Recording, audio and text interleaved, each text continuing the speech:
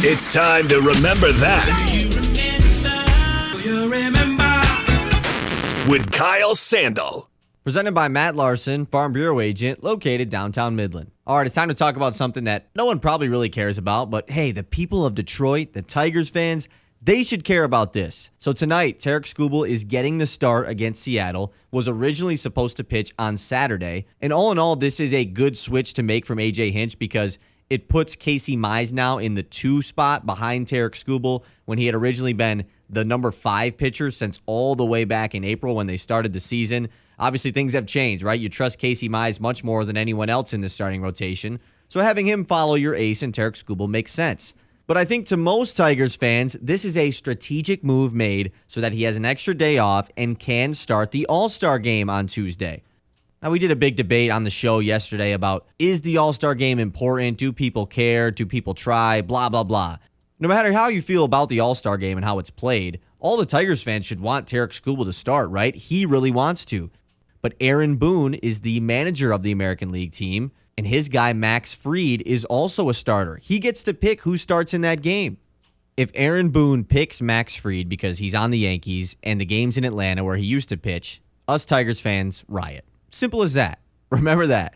Presented by Matt Larson, Farm Bureau Agent, located downtown Midland. Hi, this is Jim Mahoney with Link Technologies. As a business owner, you might be struggling with today's technological advancements in the IT arena and how they could benefit your growing business. Let Link Technologies' talented staff work with you to develop a technology plan custom to your specific needs. We bring 27 years of experience helping businesses and nonprofit organizations just like yours achieve their technology goals. Contact us today and see how the right balance between cloud and on-premise resources can best work for you. Hey parents, got a young athlete at home? Sign them up for the Greater Midland Try Kids Try Youth Triathlon, Saturday, July 19th at Plymouth Park in Midland. Kids ages 6 to 15 will swim, bike, and run their way through the finish line in a fun, supportive environment. And don't miss the mini TKT for ages 3 to 5 happening Friday, July 18th. Register now at greatermidland.org/races. That's greatermidland.org/races. It's a bird. It's a plane. It's Superman Night at Dow Diamond on Saturday, July 12th. The first 1,000 fans through the gates will receive an exclusive Super Lou E bobblehead courtesy of My Michigan Health. Create a lasting memory after the game as you take in Fireworks Loontacular, presented by Farm Bureau Insurance. Don't miss this super night of fun. Get your tickets at loons.com.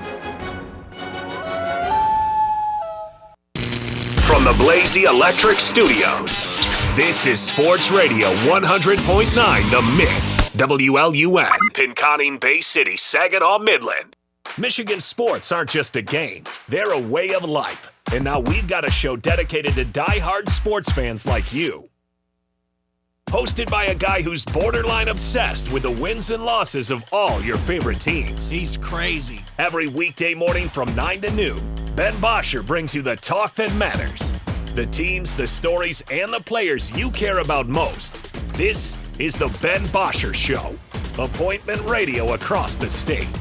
Remember that.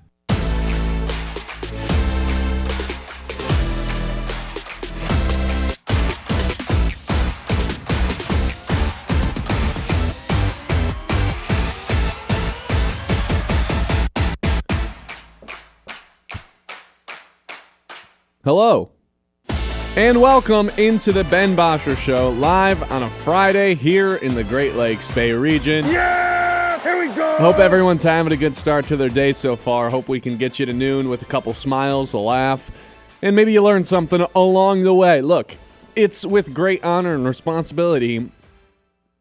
In this morning, I bring you some good news. Yesterday, I think I was a little bit of a bad guy. You know, sometimes you got to fit the bill. Today, I think I have some good news for you guys, but the key word is, I think. Last night, I drive home from the Loons game. I'm laying in bed, and I see online people are starting to talk about the 6th All-Star for the Tigers. I'm like, wait, what? So I search Will Vest's name, nothing comes up. I'm like, that's weird. Why are people, like, who's throwing around 6 All-Stars? And then it strikes my feed. Casey Mize has allegedly been nominated to be an All-Star replacement. Now, I want to say it with a caveat. The Tigers have not announced it. Major League Baseball has not announced it. Some of the best beat reporters on the Tigers have not announced it. But one person did. And I'm not saying this person's right. I'm not saying this person's wrong.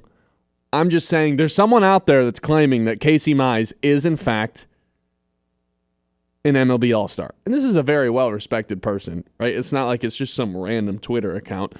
I'm sure you can go find it. I don't think we need to out the person right here online or on the radio. But, Kyle, I think Casey Mize is an All-Star, but I don't want to celebrate prematurely, although we did post on the Mitt's Facebook page that he is, in fact, an All-Star. Yeah, so, and I just have this graphic right on the screen that says he's been named as the 6th Tigers All-Star. I don't know what to make of this right now. This is so because we had this for about 5 minutes when Zach McKinstry got announced as an All-Star replacement on FanDuel Sports Network during the Tigers game.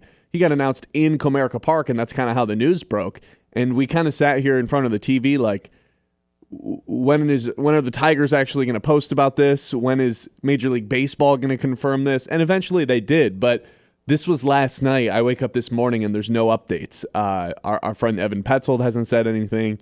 Cody Stavenhagen of The Athletic hasn't said anything. But there's one writer from Baseball America that says, yeah, Casey Mize is heading to the All-Star game. And now I'm sitting here like, I don't know. I want to tell everyone, hey, the Tigers have 6 All-Stars. It ties a franchise record. But I also don't want to jump the gun and report on something that's not necessarily true. But then again, I have no reason to think this isn't true other than the fact that no one has really confirmed this, you know? So I don't know what to tell the people right now. I am with you. I think he's an All-Star. Like, I mean, there's no point in hiding it. Emily Walden is the one who wrote about this. Sure. And she does a great job. She does a lot of great posts about the prospects in Michigan, a lot of Tigers-based stuff, but also did some Loon stuff, actually, too. She's based in GR. Yeah. So I think it's fair to think that Casey Mize is an All-Star. I tried to do some digging as far as why would he be an All-Star, right? They're not just adding him into the game for no reason. It means he's obviously replacing someone. And I was looking at the starters. Chris Bubich of the Royals, he already pitched earlier this week, or he pitched last night, so it's like he pitches this weekend. He has to miss a game. Yusei Kikuchi of the Angels, he's their all-star starter. He pitches tomorrow night. Maybe that's not enough turnover for him to pitch on Tuesday in the all-star game, so that's why. But other than that, all the other guys are like reportedly in talks to start the all-star game. So I don't really know right now, man. It's weird. I really hope Casey Mize is the 6th all-star because we've discussed how much we've been impressed by him this season, especially the last month or so. Definitely been the outlier second guy in this Tigers rotation. For the best team in the American League, best team in baseball, they deserve to have the most All-Stars. So I think it's awesome. So right now, Casey Mize has 2.63 ERA. That doesn't qualify since he doesn't have enough innings pitched because he spent a little bit of time on IL. But just to put that into perspective, that would be 12th across Major League Baseball. If you're simply looking at the American League, that would be 7th. So, yeah, there is a good amount of guys that, if this is true, he's replacing. And no, I wouldn't consider him one of the 10 best pitchers in the American League. But with that being said, if we're ranking everyone's number 2 guy, Casey Mize has kind of inserted himself in the conversation for one of the top 5 pitchers in the American League amongst all the number 2s, if you take all the aces away. And I know Houston's got a pretty good combo. Seattle's got a pretty good combo. But the Tigers now, with Casey Mize, maybe being able to call himself an all-star, also make the case for having the best combo in the in Major League Baseball, similar to what they had last season before the deadline in Tarik Skubal and Jack Flaherty. Now, granted, a lot of that is because, hey, well, one of our guys is a Cy Young candidate. I get it. That plays in a factor here. But with the season that Casey Mize has had on the mound, the bounce-back season, it's hard to sit here and say, well, the Tigers don't have the best 1-2 punch in Major League Baseball. You got the righty, you got the lefty, you got the guy that was 1.01, and you got guys taken much later in the draft who's winning Cy Youngs. It's nice to see Casey Mize kind of come full circle here because, well, look at the Tigers All-Stars right now. Casey Mize, we think, and Javier Baez weren't even on the playoff roster last year. So you have this team that made the playoffs, was the hottest team in Major League Baseball heading into the postseason, win a playoff series against a perennial playoff team, a team that's in the playoffs. Well, that's what perennial means, so I guess I don't need to explain it. In the Astros, you take Cleveland to 5 games, and you add 2 All-Stars, not in free agency, not via trade. You just add them to your roster, essentially, because they were stashed away. We talk about how did this team get better? Well, internal development, they add the likes of Gleyber Torres, they bring back Jack Flaherty, but it's mostly just those 2 things, right? Javier Baez is having the best year he's had as a Detroit Tiger, and Casey Mize, I don't know if you can say he looks like a 1.01 pick, but with that being said, it's baseball, right? It's not like there's these major expectations for everyone who goes 1.01 to turn into a superstar the way that there is in football. If you're getting someone who becomes a one-time all-star, I'd say you pretty much hit on your 1.01 pick. Not to say, I mean, you look at all the 1.01s. There's a lot of busts. A lot of misses. A lot of misses. And if Casey Mize can kind of revitalize his career in his late 20s, how can you say it's a miss at this point? Even though for a long time it looked like it was probably going to be an injury-riddled career, a guy who couldn't force a lot of swing and miss, a guy who was ultimately going to be a disappointment, a guy who didn't even make the roster in the playoff rotation last year, and now suddenly is the number 2 guy. It speaks to the internal development with this Tigers organization from not just the minor league level, but even these guys that are on the Tigers that Chris Fetter gets his hands on. They never stop getting better. Everyone on this, even Tarik Skubal, who's the best pitcher in the American League last season, is having a better season. Everyone over the past 3 years on this Tigers roster has continued to improve to the point where last year they had 2, now it looks like the Tigers potentially have 6 All-Stars going to All-Star Weekend next week. Now, again, there is not a confirmation that Casey Mize is an All-Star. But I would say, this is me, this isn't anyone else, 67% chance I feel like he's going to the All-Star game. I'm just waiting for another reporter to confirm. Yeah, the fact that not a single other person has said anything is a little bit like, what? What does Emily Walden know? What information? Who did she talk to get this information? Yeah, that's a great question. But you talk about it, the 6 All-Stars, an absurd amount of guys. Last time, obviously, was 2013 that they did this. And that list of guys compared to the current list of guys is pretty unreal, right? That team in 2013, Cabrera, Fielder, Torrey Hunter, Scherzer, Verlander, Johnny Peralta. Like that is, you compare that list of guys to the current list of Tigers, it just seems weird. What's your first thought when you look at both of the lists? Because I look at the 2013 ones, like those All-Stars are way better. Yeah, here's 4 at the very least, 4 future Hall of Famers. And then Torrey Hunter at the end of his career, playing great, he was a great player in his career. I guess I had forgotten Johnny Peralta was an All-Star. Peralta was good for a couple years, man. I know. But now it's like, you look at this Tigers team now and the All-Stars here, it's like, all right, Javi Baez revitalized his career. Casey Mize revitalized his career. Tarik Skubal in the midst of his prime. Riley Green, I don't think you can even say is in the midst of his prime because he's only 24 years old and has gotten better every single season. I don't know why he wouldn't continue to get better. And then Gleyber Torres, probably in the middle of his prime, but this is a guy who was a castaway. The Yankees fans did not want him back. The Yankees themselves, a team that's considered one of the smartest organizations in sports, did not want Gleyber Torres to return. He comes to the Detroit and is by far the best second baseman in the American League. This was a runaway win. And I know it's fan voting, but even if it wasn't, a runaway victory for him at second base. Second to none, ironically, at second base with Altuve having a down year. He was the best second baseman this season in the American League so far. I hate to keep... Sorry to cut you off. No, you're good. I hate to keep coming back to this, but if you would have told us in December, hey, the Tigers are going to have 6 All-Stars, name them. Who are they going to be? I would have said Riley. You would have gotten Skubal and Riley Green. I would have said Tarik Skubal. I couldn't have said Flaherty, because he wasn't on the team, even though if you forced me to, I probably would have. Even. I would have said... I probably would have said Flaherty. I would have said Flaherty, Riley Green. And then you're like, I don't know, Kerry Carpenter maybe? Yeah, it probably would have been Kerry Carpenter. I might have said Vest, maybe. Right. No, I don't think so. He's kind of been a lot better than I expected coming in.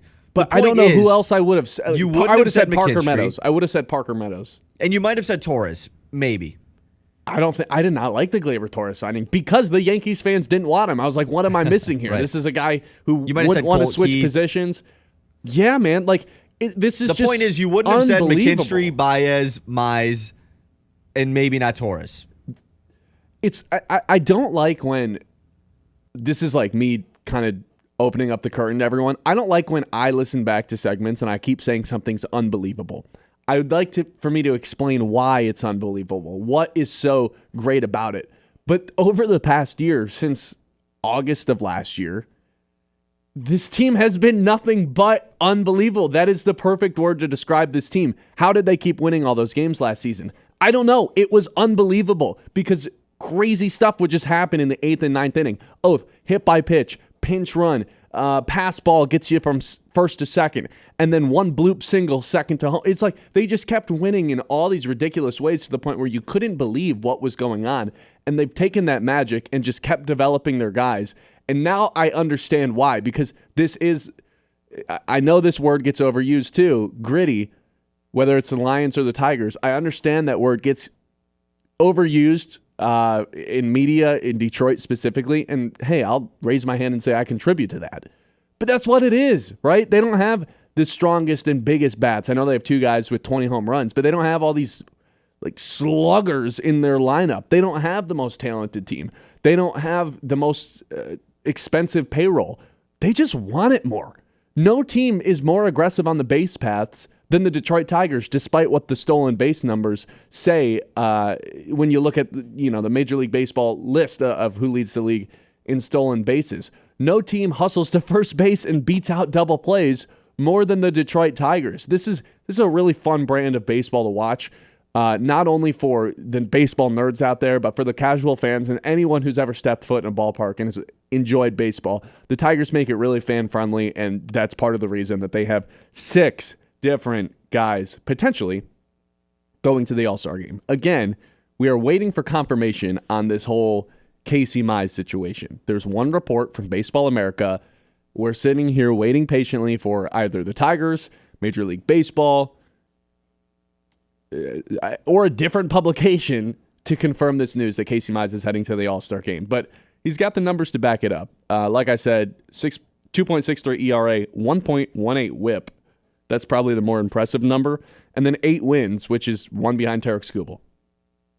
Phenomenal season for the former 1.01 pick. 989-837-6125. I guess I'll ask, do you believe that Casey Mize is going to the All-Star game? And with that being said, the Midland Area Community Foundation is dedicated to strengthening our community through generosity and connection, supporting local nonprofits, scholarships, and projects that make Midland a better place to live, work, and play.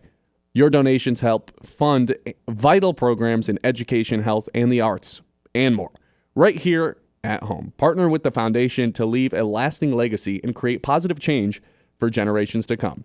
Get involved, give back, or learn more at midlandareacf.org. Together we build a stronger Midland. One gift, one idea, and one heart at a time right here at home. Kyle, this is home for you now. How have you settled into living in Midland here for about a week? Have you been here a week? Yeah, about nearly 2 weeks. It's been best with nights like last night, right? When the Loons have a doubleheader, get out of here at 11:30. I just get to walk home 5-10 minutes instead of driving nearly an hour. Right. And then come back in the morning. So that's been the best nights for it, for sure. You were here last week when they were on the road? Yeah. Okay. Cool. We got to do something downtown or something. Go downtown, go bar hop from place to place. Have a Next little week night. will be a good week for it, All-Star week. All-Star week. Yeah. Some days off here at the ballpark. Not for us. We'll be doing the show. All right, 989-837-6125. We'll keep it rolling here on the Ben Bosscher Show. Kyle Sandel behind the glass producing right here on 100.9 The Mitt. The Ben Bosscher Show, powered by the Forward Corporation on 100.9 The Mitt. At First Class Epoxy Floor and Counter, floors don't just get coated, they get a makeover. Epoxy's so tough, it shrugs off spills, stains, and even your wildest dance moves. Garages, workshops, anywhere you want a floor that's smooth, shiny, and just a little bit sassy, they handle it all with style. No more boring floors. Get ready to impress everyone who walks through the door. Slide into durability and flair. First-class epoxy floor and counter, where your floors get the VIP treatment they didn't know they needed. All fans on deck. It's Pontooners Weekend with the Great Lakes Loons. July 24th through 27th, presented by Sugar Springs Marine. Kick things off with our koozie giveaway and beer run on Thursday, with Yacht Rock on Friday. Saturday brings a bucket hat giveaway and a fireworks loontacular presented by Farm Bureau Insurance. The weekend wraps up with Super Splash Sunday and Meet the Team Day. For tickets, visit loons.com. We're in your town, your school, your huddle. 100.9 The Mitt is here for sports fans in the Great Lakes Bay region. From the hardwoods of Saginaw to Midland's Friday Night Lights. From the streets of Bay City to Freeland, Frankenmuth, and Hemlock. We roll through Beaverton, Auburn, Pinconning, Essexville, and Shepherd. All the way to Gladwin, Birch Run, Coleman, and Bridgeport. This is your sports station. High school, college, NFL, the Loons. It's all right here. 100.9 The Mitt, Mid-Michigan's sports leader. Bel Air Brown, Dragon's Milk, Mad Hatter, Purple Gang, and Huma Loopalicious. These are names that let the imagination run wild and let the taste buds take a stroll. Welcome to the craft beer craze in Michigan. Bolstered by the Great Lakes and nurtured by the glacier-rich soil, here awaits a brewer's paradise. With fresh hops growing tall in the old Mission Peninsula and fresh barley fields sweeping the mitten, Michigan ranks 5th in the nation in the number of breweries, microbreweries, and brew pubs.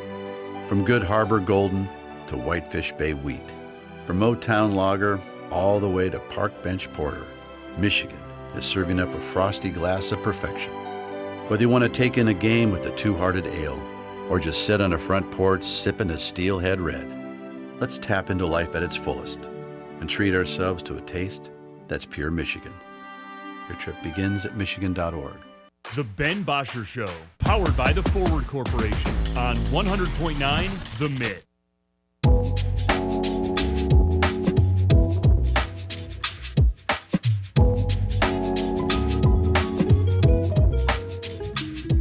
What was your reaction when you first saw the news that Casey Mize was potentially heading to the All-Star game, Kyle? Because like I said in the open, it didn't come from a source that I normally am like super plugged into. So it came up just on my Twitter timeline of people reacting to, hey, the Tigers potentially have 6 All-Stars. Or I guess at that moment it was, hey, the Tigers do have 6 different All-Stars going to the All-Star game. And I was just sitting there like, what? And I went to Evan Petzold's page, nothing. I went to Cody Stavenhagen's page, nothing. I went to the Tigers page and I was like, what are people talking about?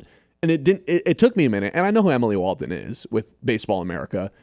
I'm aware of what her work, but it wasn't like a source that I'm used to for breaking news for Tiger stuff. So I like scoundered the internet for a while and I threw a post together for the Mitt, and this was super late at night. It was a really long night with the doubleheader and doing the show in the morning too. So I just want to go to bed, and I guess I didn't really think about it. And then this morning I started to try to look into it more prior to the show, and I'm like, wait, did I make a mistake last night?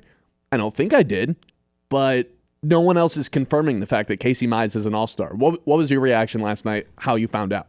So I actually missed this last night. I was here pretty late, and I just really didn't go on my phone the rest of the night. Like, I walked home, ate dinner, and then basically went to bed. Like, I did not go on Twitter at all. So I woke up to this morning. Actually, our Tigers group chat is how I found out about this. The Gritty Tigers. And then, yes, the Gritty Tigers chat. And as soon as I saw that, I hopped in to Twitter, looked around, and it was mainly just all the Tigers pages reacting to it. Yeah. Like the fan pages and stuff that I follow. Tigers I'm in the turmoil. Tigers community on Twitter, so a lot of people tweeting about it. But I, like you said, I was like, oh, this is just real, okay. And then it took me a few minutes to realize, like, well, no one has, like, actually confirmed this. Like, for real confirmed this. Right. No disrespect to Emily Walden. Well, but she's reporting on it. I would say a confirmation is multiple people reporting on it, right?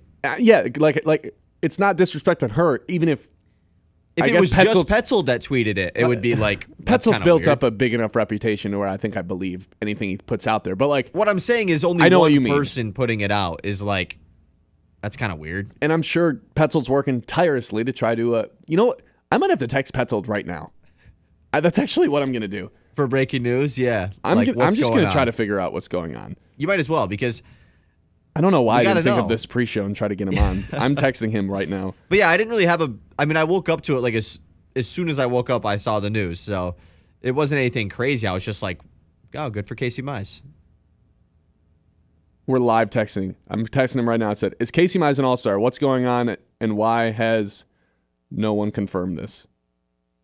Anything else you want to know? This is so good. Will Skubal start the all-star game? I don't think he knows the answer to that unless I have a direct connection to Aaron Boone. You need a Yankees reporter for that. Text John. Logan, John probably does know a Yankees guy at some point. Logan said, happy to break the news to you last night. Again, I don't know if this is actual real news or not. Yeah, Logan is the reporter on this. Thank you, Logan. Okay, sorry. Let's hit the news and hopefully Petzold responds to us. The Mitt's Morning Catch.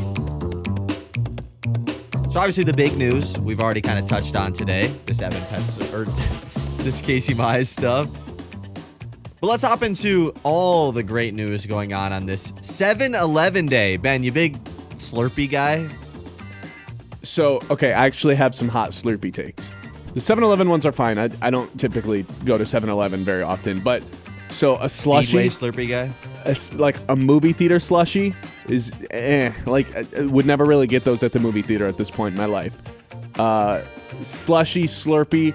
I'm a big fan of the ices. I don't want it to be slush. I want little ice particles. Flavor. I want basically a snow cone inside of a cup with it's a little more liquidy, you know? Like the slush puppies. Do you know what I'm talking about when I bring that up?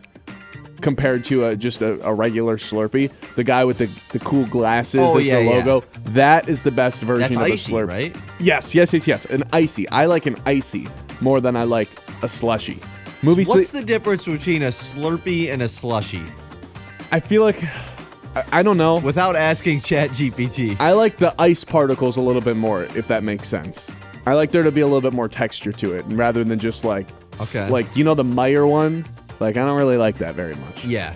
I've never been a big Slurpee or slushy guy. Like, I would go there on 7-Eleven day to get the free one, drink it, and then I'm like, I kind of feel like crap. Yeah, that's kind of why I stay away from those. Yeah. All right, let's hop into the news. What do you mean? I thought we already did. I thought that was the first thing. It's 7-Eleven day. It was the first thing. It's 7-Eleven day. I do remember when I was in driver's training, one of the last sessions I had, our driver's instructor just brought us to 7-Eleven. He's like, go get a Slurpee. I was like, okay, cool. I almost killed us a few minutes ago. 7-Eleven day. 7-Eleven day, like all things, has been affected by inflation. Because I remember when I was in high school, the free Slurpee they gave out was like a regular size Slurpee. But I went like 2 years ago. Day? Yeah, on 7-Eleven day. It was like a regular one. Speaking of inflation, you know, I learned recently that Dunkin' or Krispy Kreme, they don't give away free donuts when that light's on anymore. I never been to Krispy Kreme, so I'm not informed by all this. This is the deal. Anyways, where I was going, I went like 2 years ago. It's the little itty baby junior JV cup. Like, what are we doing? Anyways, let's do the news. Oh, do you know how cheap those cups probably are? Like a slushy. Do you know how much that probably costs them compared to what they sell that for? Yeah, it's ice mixed with flavored sugar. Yeah, like just syrup. Yeah. Anyway. Not a lot. That's why they give them out for free, man. Tigers Mariners tonight. We got quite the pitching battle going on. Happy Skubal Bump Day to all who celebrate. I hope all of you do. It's Tarik Skubal versus Luis Castillo, 7:10 first pitch on Apple TV. The Mariners are coming off of a sweep of the Yankees where they got swept. Listen to this, Ben. Brian Wu, who is also an all-star, I would say this Mariners team, Loki, has the best pitching staff in all of the American League. Brian Wu goes 7 1/3 last night, no hitting the Yankees. They're up 5-0. Yankees win 6-5. All-time bad vibes coming to Comerica Park after that. For real. Just got swept. Good. It's Castillo tonight, and then tomorrow is Mize versus George Kirby, who is just like Skubal in the super high K to walk rate. And then Sunday is Flaherty versus Logan Gilbert. So this is a really good pitching battle all weekend between Tigers Mariners. Super excited for it. Awesome. Potentially 2 All-Stars for the Tigers. Yes, and 2 for the Mariners as well. Bronny versus Cooper Flag was last night. Oh, man, this is Bleach Report, House of Highlights. This is their dream. The Mavs win 87-85. Bronny took the game-winning shot. Not built for the moment yet, man. Okay. Dude, don't do the whole Bleacher Report thing. Don't do the Sports Center thing. I mean, not built for the moment. You know, it's so funny, man. People miss game-winning shots, and it's just instantly like, oh, not clutch. Those are the hardest shots in sports, Yes. probably. We've gotten spoiled by Tyrese Halliburton. Yeah, we've gotten spoiled by Tyrese Halliburton, but like, I don't know. Someone could go 0 for 3 in their game-winning buzzer beater attempts, and people start calling them not clutch. It's like, you understand how hard it is when I can't talk. The defense can see how much time is left and play defense based on that, and then you're forced to put up a crazy shot like that. I'm just speaking out for my guy, Bronny. Right, exactly. Mavs won, though. Cooper Flag, not a crazy big game or anything, but we saw how Wemby had in his first Summer League game, too. So Yeah, remember that? Oh, Wemby, not built for the league yet. Can't even score in Yes. Summer League. Idiots. All right, let's wrap up the week after 4th of July, which we kind of talked about earlier. It's like one of the worst weeks of the year, but the fact that it's still summer makes it not as bad. But we're kicking it back to last weekend. Najee Harris injures his eye in a firework incident. One person who was at this party lost their fingers, apparently. Man. Was it you or I or both of us? We both had this idea. I don't know if any of us actually did it on the Monday stock exchange, selling the fireworks stock. Yeah, I'm out on fireworks. I'm after with the you. weekend, I was like, I don't really care at all. I don't care about fireworks. I've seen them enough in my life. They're not getting any better. It's not like there's no new ones. There's no updates. There's no. Hey, new firework just dropped. Yeah, that's not a real thing. The only thing that can go right is it looks cool for a couple minutes. But think about how many things could go wrong. You got people with PTSD. You've got dogs. You've got people blowing their fingers off. Kids. You've got kids, getting in fireworks where they shouldn't. You've got fires starting because you accidentally launch them into the house. You've got cars exploding because you accidentally launch them into the car. You've got Najee Harris almost losing his eye. I'm out on but fireworks. The positives. Oh, big boom. Right. Good time to buy O'Marion Hampton stock, by the way. Maybe. All right, let's talk about the home run derby, Ben. Okay. Everybody has been finalized. Brent Rooker and Jazz Chisholm are the final 2 adds to the home run derby. They join Byron Buxton, James Wood, Cal Raleigh, O'Neal Cruz, Ronald Acuna, and Junior Caminero. Is Jazz Chisholm the most overrated player in the MLB, not named Mike Trout? Yes and no. Mike Trout being involved in that is crazy. What do you mean? Mike Trout's one of the best players of our generation. Is Jazz Chisholm? No, Jazz Chisholm's You're name right. is just Jazz Chisholm, and he plays in New York. And he was on the cover of MLB The Show. And he wears chains. Yeah. I don't actually. Now that I've thought about it, I don't want to get into my Mike Trout bit. I don't. Yeah, there's not like, even what like a is real this? comparison with what Mike Trout is compared to what he is all time, like across sports. There's not a real comparison to it because it's so unique. Yeah, because he's so good and has never played in the playoffs. and is One always game. hurt. Is Yes. always hurt. It's pretty brutal. Let's do one more thing and then we'll save the rest for later. Still got a good amount left though. Pistons Knicks Summer League tonight at 6 p.m. Excited to see some Chaz Lanier, some Ron Holland year 2. Yeah, I'll probably be watching the Loons game, but I'm excited to watch it back the next day because Right. Chaz and Lee are about to have the ultimate green light playing in Summer League, I'd imagine. And Ron Holland, I'd imagine he plays tonight as well. Yeah, For hopefully one he game. be balling. Hopefully he does be balling. Just real quick before we go to break, because I'll always look up for my king, LeBron James. Logan said in the chat, not clutch, just runs in the family. Oh, that's funny because LeBron James has 5 buzzer beaters in the playoffs, more than any other player in the history of the NBA. Not clutch my ass. 989-837-6125. It's the Ben Bosscher Show, live on 100.9 The Mitt. The Ben Bosscher Show, powered by the Forward Corporation on 100.9 The Mitt. A busy night of baseball last night for Great Lakes. Doubleheader action with the Lansing Lugnuts, Game 2 and 3 of the 6-game series. It was all Lansing in Game 1 as they took it 10-1, but in Game 2, the Loons offense bounced back, specifically in the bottom of the 5th inning. Logan Wagner with an RBI single gave the Loons a 2-1 lead, and then Zaire Hope delivered one final big-time hit before he heads to the Futures game in Atlanta this Saturday. 3-1 offering. Hope swings, hard hit, laced into left center field, and that's trouble. DePaula hits third. He will score. Wagner's hustling as Nankill now gets it in center. Wagner's put home. Hope wants 3, dives in, ahead of the throw. Hope the hustle. And one last gift here to Dow Diamond before he's off to the Futures game. Loons Lugnuts Game 4 tonight. Pre-game coverage starting at 6:50 on the Mitt. Hey parents, got a young athlete at home? Sign them up for the Greater Midland Try Kids Try Youth Triathlon, Saturday, July 19th at Plymouth Park in Midland. Kids ages 6 to 15 will swim, bike, and run their way through the finish line in a fun, supportive environment. And don't miss the mini TKT for ages 3 to 5 happening Friday, July 18th. Register now at greatermidland.org/races. That's greatermidland.org/races.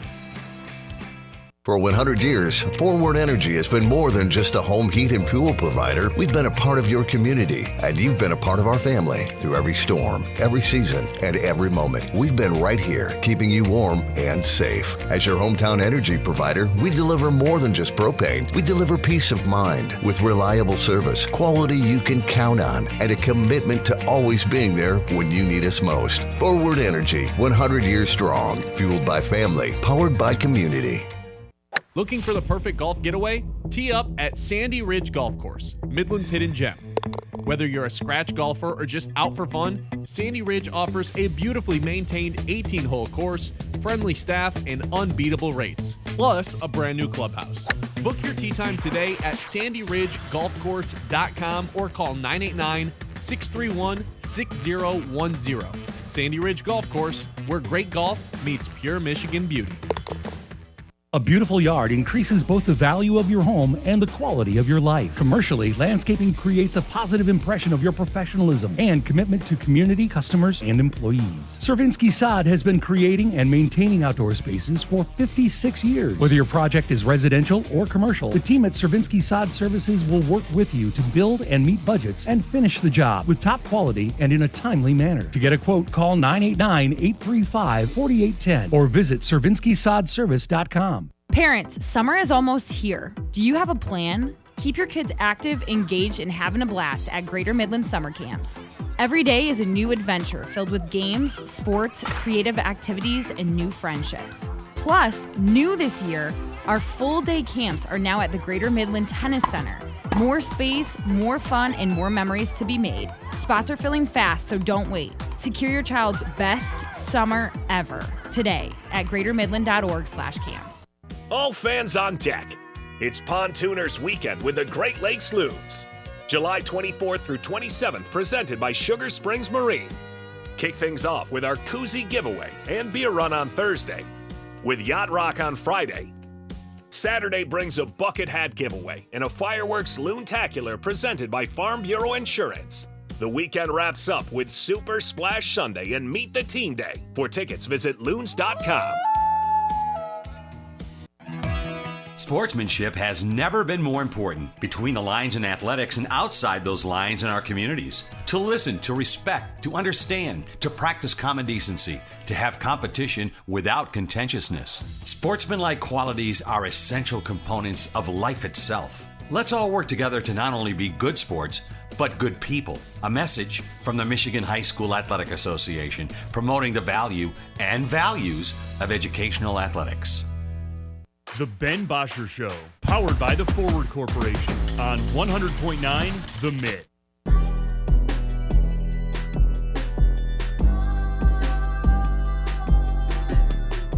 989-837-6125. ESPN came out with a Detroit, well, it wasn't a Detroit Lions based, but it was off-season report cards for NFL teams. I've got this pulled up right now. Kyle, I wanted to see your thoughts on what they gave the Lions as a grade. Because it's, well, okay, let's start here. What would you have given the Lions this offseason as a grade? Because I think I would have gone, in terms of what they can control, I think they knocked it out of the park. Other than the fact that they lost Kevin Zeitler. And I think if they would have known Frank Ragnow was going to retire, they would have tried to retain Kevin Zeitler a little bit more. But they did have some sort of implications that that Frank Ragnow was going to leave. Otherwise, I don't think they would have drafted two different interior offensive linemen and start training Tate Ratledge as a center right upon arrival at rookie minicamp. So there is some sort of balance of they knew, they didn't know. Obviously, free agency happens a little bit before the NFL draft. So I don't know the timeline on when Frank Ragnow was kind of giving them the hint that he might hang it up. But ultimately, with replacing Carlton Davis for DJ Reed with a cheaper contract and bringing back Levi Onwuzurike and really just getting healthy, there wasn't a whole lot of moves to make. So I probably would have gone B+, maybe slips into the B for not retaining Zeitler. But that's hindsight, you know? If Ragnow would have came back, I think losing Zeitler wouldn't have been that big of a deal. And then I probably would have gone A-. Losing Ragnow has to be in the report card, right? That's like, it's not their fault, but it still happened. It's still part of the offseason, you know? Yeah. You also have to take into consideration what this article did, which was like extensions, and their move was to extend Kirby Joseph. Was pretty big. You said Kirby Joseph? Sorry. Yeah. My mic stopped working. Or my headset stopped working. Yeah. They bring in Kirby Joseph, and then their draft into consideration. I like the Tarik Williams pick. I think the one that we all kind of disliked at the time was the Isaac Tesla pick. Is more so the draft capital they gave up to get him. But now he's in the building, so it's like, okay, let's see what he can do. You got to be a little optimistic towards that. Still didn't like it at the time. Altogether, I would have said a B. What would you have said? I think I was going to go B as well. Like, you like the stuff that they did, but they basically just replaced the positions that they were losing guys at, right? ESPN goes B-. They said the move I like the most, DJ Reed. The biggest move was extending Kirby Joseph in what is by far the most complicated and confusing NFL contract I've ever looked at.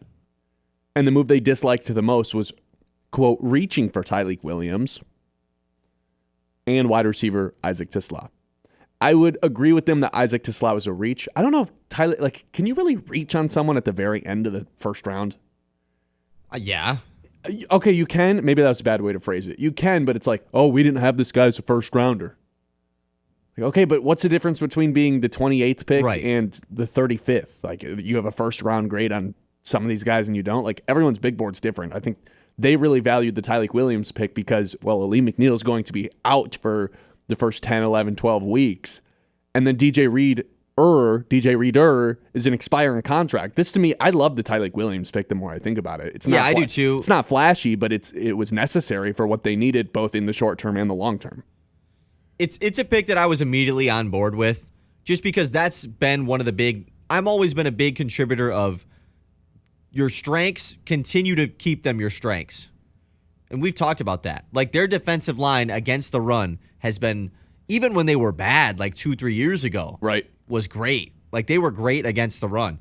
Why take any hit in that category with Ali McNeil going to be out for some time and DJ Reeder potentially gone after this year? Honestly, I'm cool with him leaving after this year, so we don't have to do this. Do what? Oh, this the DJ Reed, DJ Reeder, both playing on the same side of the ball. Trade him. Yeah. Oh my God! You know what's funny? I think we have to take a quick time out and explain what happened yesterday. So we had some campers in from MCTV. Oh yeah, dude! It's like a local broadcasting camp. They come and do a Midland game once. Midland Community TV. We had some campers in. I would guess middle school. Maybe age varied a little bit, but probably some young high school as well. Potentially, yeah. And we're in here, me, you, Kyle, I'm sorry. Yep, I'm Kyle. Yep. Where's Ryan, though? Is Ryan here today? Right, yeah. Ryan, I think, is taking the day off. Me, you, I, John, and Sarah kind of all explaining, hey, what our roles are with the radio station, how we got into it, what paths we took to get into a broadcasting degree, et cetera, et cetera. And after we kind of did like a little introduction and they all told us about themselves and what they wanted to do and what they've liked so far at the ballpark, I was like, all right, let's do a little like radio topic, like this is fun. Some of these guys were really into sports. So I was like, all right, let's set up some mics and just kind of banter back and forth there a little bit. We weren't recording or anything, but like, the basic stuff. Oh, who's the best basketball player of all time? Who's your favorite player on the Lions? Why? Like that type of stuff. And somehow this kid ends up just telling me like, yeah, I really want the Lions to trade Brian Branch.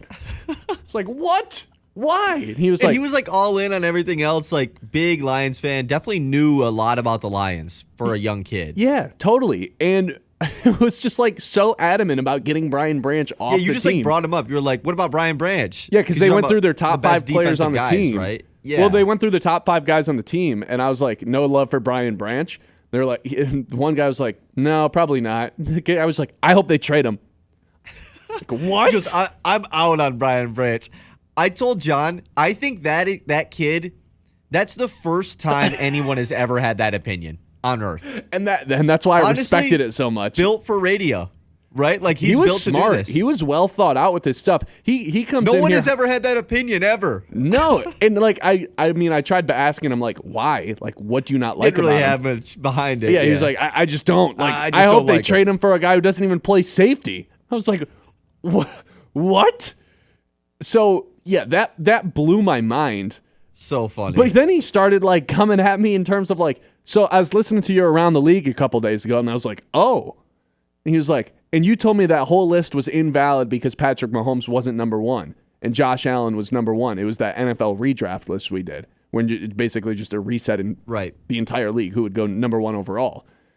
And I was like, yeah, I think basically the rest of it's a red flag when the guy who's supposed to go number 1 doesn't go number 1. And he was like, well, then let me ask you this. And then he just started like ripping off stuff about Josh Allen. I was like, whoa. You didn't let me prep for this. I didn't know we were doing a Patrick Mahomes, Josh Allen argument right now. You put him on the mic, man. I know. I couldn't believe it. He just started, I don't know, like respectfully attacking me. He was like, what can't Josh Allen do that Patrick Mahomes can? I don't know, beat him in the playoffs? It was all fun and love. I just couldn't believe it. It was a good time. I'd want to trade Brian Branch. I was like, whoa, what are we talking about? And then the only thing that kind of, I mean, it didn't really upset me, but the classic sports radio topic, because I mean, I didn't know how much these kids were like into the depth of all this stuff, but who's the best basketball player of all time obviously comes up. And that one kid who had the Brian Branch takes was like ripping off his top 10 baseball players of all time. He's like, yeah, telling his peers like the reasons Hank Aaron's underrated and why he's better than Babe Ruth. I was like, okay. I didn't know we were ball knowers like that. Hank Aaron underrated. Wow. Yeah, I couldn't believe it. One of the best players ever. He kept talking about how Kareem was underrated and he was the second best player of all time. I was like, oh God, who's the first? And he was like, Michael Jordan. And I was like, you've never seen Michael Jordan play. Let's get that out of the way. And I was like, why don't we like LeBron? And they just went on this whole reason about why they didn't like LeBron. And I was like, why is that fellas, always the go-to? Like, if you're talking sports, so who's the GOAT? Because it's an easy thing to talk about. But like but it sucks to talk about. We had like 5 different middle school boys in here. Every single one of them. Michael Jordan. I don't like LeBron. It's like, where are you getting this information from, man? You've never seen Michael Jordan play. That's the part that bothers me the most. It's all these kids that run around that hate LeBron. It's like, dude, you don't know your life without LeBron. You've never seen Jordan play. They're Steph Curry guys, man. They grew up in the Curry timeline, not the LeBron timeline. Grew up to their dads talking about how soft LeBron is. That's what it is. Ridiculous. 989-837-6125. We didn't get too far into that. Wanted to get We'll save it for later. more in depth to that off-season grade that the Lions got. A B-. ESPN gave them. I think they deserve a little bit more benefit of the doubt on that department. Okay, so there is a big event happening across sports on Sunday. I want to know whether or not people actually care about it or not. That's your hint. You guys can see how much I care about it when we come back, but you can see the difference at Midland Eye Care, where your vision is their focus, offering comprehensive eye exams, glasses, contacts, and advanced eye health services. Friendly, knowledgeable staff and a wide selection of stylish frames for every face and budget. Locally owned and trusted by families throughout the Midland area, while offering comprehensive eye care services and in-demand lenses and frames. Whether you're updating your prescription or checking in on your eye health, they've got you covered. Book your appointment today and start seeing clearer tomorrow. That is Midland Eye Care. They can help you see the difference. The Ben Bosscher Show, powered by the Forward Corporation on 100.9 The Mitt. Hey parents, got a young athlete at home? Sign them up for the Greater Midland Try Kids Try Youth Triathlon, Saturday, July 19th at Plymouth Park in Midland. Kids ages 6 to 15 will swim, bike, and run their way through the finish line in a fun, supportive environment. And don't miss the mini TKT for ages 3 to 5 happening Friday, July 18th. Register now at greatermidland.org/races. That's greatermidland.org/races. Ace is the place with the helpful hardware, folks. Ace Hardware and Sports in downtown Midland has some extra savings for rewards members this month. Let's clean up that yard. Save $3 instantly on select Roundup and Ortho weed killers. Save $10 on 64-ounce spruce, weed, and grass killer. You know what season it is? Grilling season. Free assembly and delivery on grills, $399 and up from brands like Weber and Traeger. Need that deck touched up? Do it and save $10 instantly on a gallon of Cabot exterior stain. It's July, it's hot, and Bounce & Bites is bringing the splash. Every bounce house, slide, and inflatable at our event will be soaked and ready for action. Water slides, splash zones, and giant slip and slides. Bring your swimsuits, towels, and sunscreen. We'll have the food trucks, the music, and a whole lot of good vibes. It's free to attend, and every dollar raised helps local kids get involved in sports, music, and more through the Moody Foundation. Join us Sunday, July 20th in Midland. Details at bounceandbites.com. The word bounce, the letter N, the word bites.com. The Moody Foundation, making a splash for a great cause. All fans on deck. It's Pontooners Weekend with the Great Lakes Loons. July 24th through 27th, presented by Sugar Springs Marine. Kick things off with our koozie giveaway and beer run on Thursday, with Yacht Rock on Friday. Saturday brings a bucket hat giveaway and a fireworks loontacular presented by Farm Bureau Insurance. The weekend wraps up with Super Splash Sunday and Meet the Team Day. For tickets, visit loons.com. I'm Ben Bosscher, and here's what I think. I think replay should be taken out of basketball entirely. I think 2 super conferences would fix college football. I think the best football, basketball, and baseball players of all time are currently playing. I think the day the Lions win the Super Bowl is going to be the greatest day of my life. I think Monty Williams sabotaged the Pistons on purpose, and you can't convince me otherwise. I think Jim Harbaugh is one of the best coaches of all time, but most definitely cheated, got caught, and ran away. And I think you should tune into the Ben Bosscher Show, fueled by Forward Energy, weekdays 9 to noon on 100.9 The Mitt if you agree with anything I just said. Hey, I'm Ben Bosscher. And I'm Kyle Sandel. And the two of us are live every weekday on 100.9 The Mitt at 9 a.m. until noon, giving you opinions on the teams that you care about the most. The Lions, Tigers, Red Wings, Pistons, those teams. And a whole lot more. Whether we're breaking down a game from the night before, debating the biggest news from the day, or doing a draft or spread picks, we're always having fun. I mean, come on, it's our job to talk about sports. How could we not be having fun? So if the big games aren't enough for you, if you're a real diehard fan, this show is going to be perfect for you. You can count on us to be your morning sports outlet every day. The Ben Bosscher Show with Ben Bosscher and Kyle Sandel on 100.9 The Mitt. This is more than just a lineup. It's a daily ritual for the die-hard Michigan sports fans. At 6 a.m., Anthony Bellino wakes up the state with Spin on Sports. I do not believe it. At 9, the Ben Bosscher Show is appointment listening hosted here in the Great Lakes Bay region. I would like to buy some Casey Mize stock. America's Best takes over at noon. The Herd with Colin Cowherd. Well, what about Patrick Mahomes? And at 3, Bill Simonson brings it home on The Huge Show. Sports Radio 100.9 The Mitt for the most passionate fans in Michigan. Have you noticed bad behavior has become normalized at interscholastic athletic events? Some fans seem angry. They lack civility toward one another. Some even get aggressive and unruly. Time out! What is going on? This has to stop. Let's not forget, school sports aren't just about winning. And they're definitely not an excuse to take your frustrations out on the official or the opponent. They're about teaching lessons like perseverance, respect, and empathy, so students can learn and grow as people, not just as players. We all have a role to play in setting a good example for our students and teaching them these important values. So fans, it's time to step up your game and behave positively at interscholastic athletic events in Michigan. This message presented by the MHSAA and the Michigan Interscholastic Athletic Administrators Association. The Ben Bosscher Show, powered by the Forward Corporation on 100.9 The Mitt. By the way, quick update. We've been trying to get to the bottom of whether or not Casey Mize is actually an all-star or not, because it got reported yesterday by one account, Emily Walden, Baseball America. No one has been able to confirm it. I said earlier we reached out to Petzold, our friend at the Detroit Free Press, on a little vacation, on paternity leave right now. So off the clock. Didn't know. Wasn't tracking. That's all right. Best in the biz still. Hey, at least he got back to you, though. Yeah, he did. Okay, so with that being said, I wanted to know whether or not people care about this at all. Because I'm not going to lie, it's just not a TV event. And that would be Major League Baseball's draft.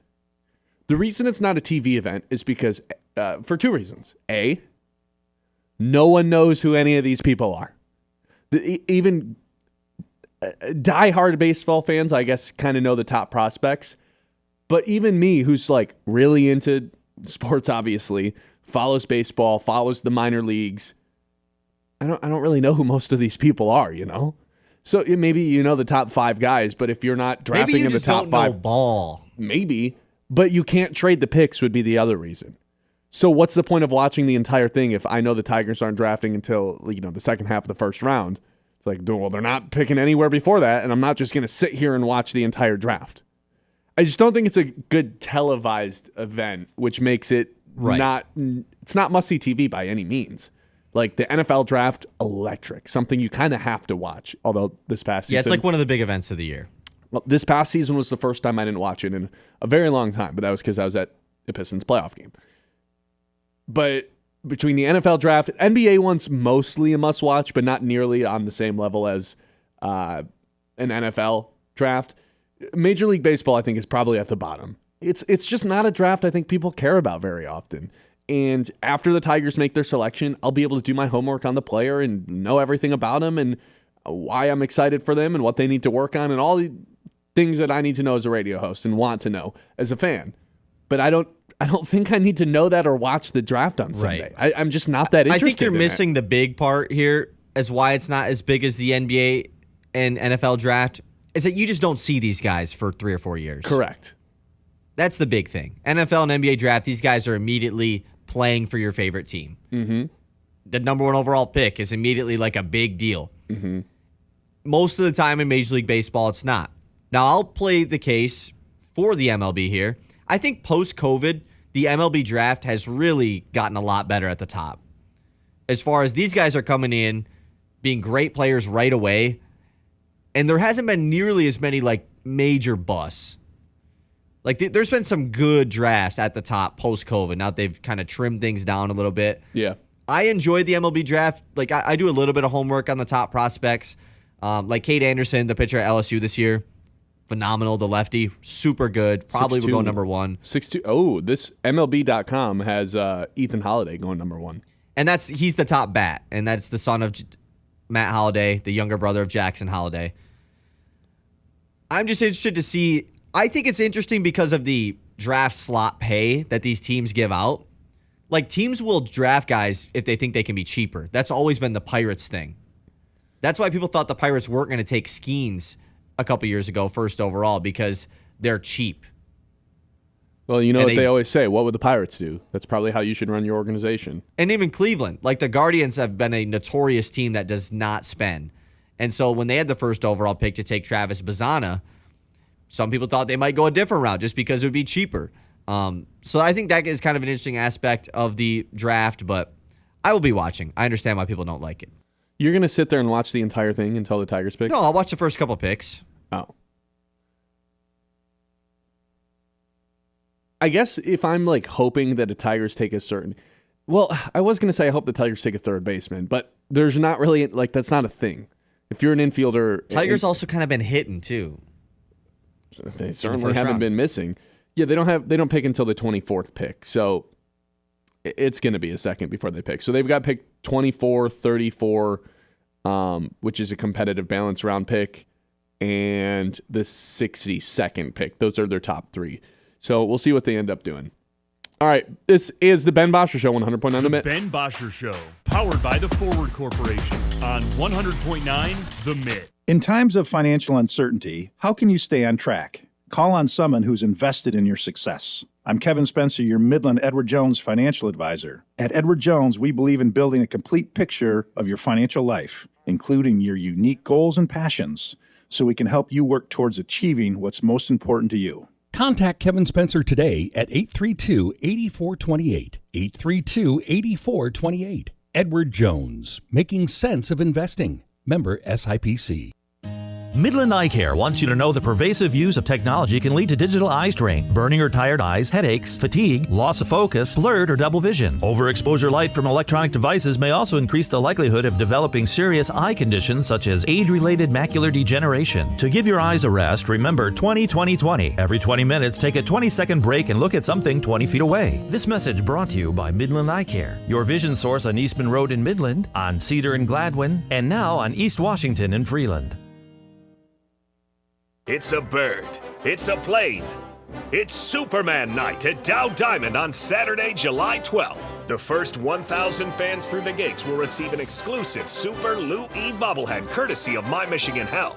Create a lasting memory after the game as you take in Fireworks Loontacular, presented by Farm Bureau Insurance. Don't miss this super night of fun. Get your tickets at loons.com. I'm Ben Bosscher, and here's what I think. I think replay should be taken out of basketball entirely. I think 2 super conferences would fix college football. I think the best football, basketball, and baseball players of all time are currently playing. I think the day the Lions win the Super Bowl is going to be the greatest day of my life. I think Monty Williams sabotaged the Pistons on purpose, and you can't convince me otherwise. I think Jim Harbaugh is one of the best coaches of all time, but most definitely cheated, got caught, and ran away. And I think you should tune into the Ben Bosscher Show, fueled by Forward Energy, weekdays 9 to noon on 100.9 The Mitt if you agree with anything I just said. From the hometown heroes to the college legends to the pros on Sunday, 100.9 The Mitt is your home for wall-to-wall play-by-play coverage. High school football, basketball, and hockey. Region champions for the first time in school history. Michigan State football and basketball. Touchdown, MSU! The NFL, Thursday, Sunday, and Monday night primetime games. And don't think we forgot about your hometown team. The Great Lakes Loons. That ball's over and out of here. 100.9 The Mitt. When it comes to a gun suicide attempt, all it takes is a moment. My son, Ricky, took his life by the use of a firearm. It broke me, and I contemplated suicide. My grandson, I was going to have to be here for him. I still own my firearm. I keep it in a safe because I want to keep my grandson and myself safe. Store your guns, locked, unloaded, and away from ammo. Hear more safe stories at endfamilyfire.org. Brought to you by Brady and the Ad Council. From the Blazy Electric Studios, this is Sports Radio 100.9 The Mitt. WLUN, Pinconning Bay City, Saginaw, Midland. It's the Ben Bosscher Show live on 100.9 The Mitt. I am Ben Bosscher. Kyle Sandel behind the glass producing for you today. So something that we've talked about a handful of different times on the show, and it hasn't happened quite yet, is the Aiden Hutchinson extension, the contract extension for Aiden Hutchinson. I've made the case, hey, look at where the Steelers are at. They're holding... as TJ Watt's kind of holding out right now, hoping to get a new extension.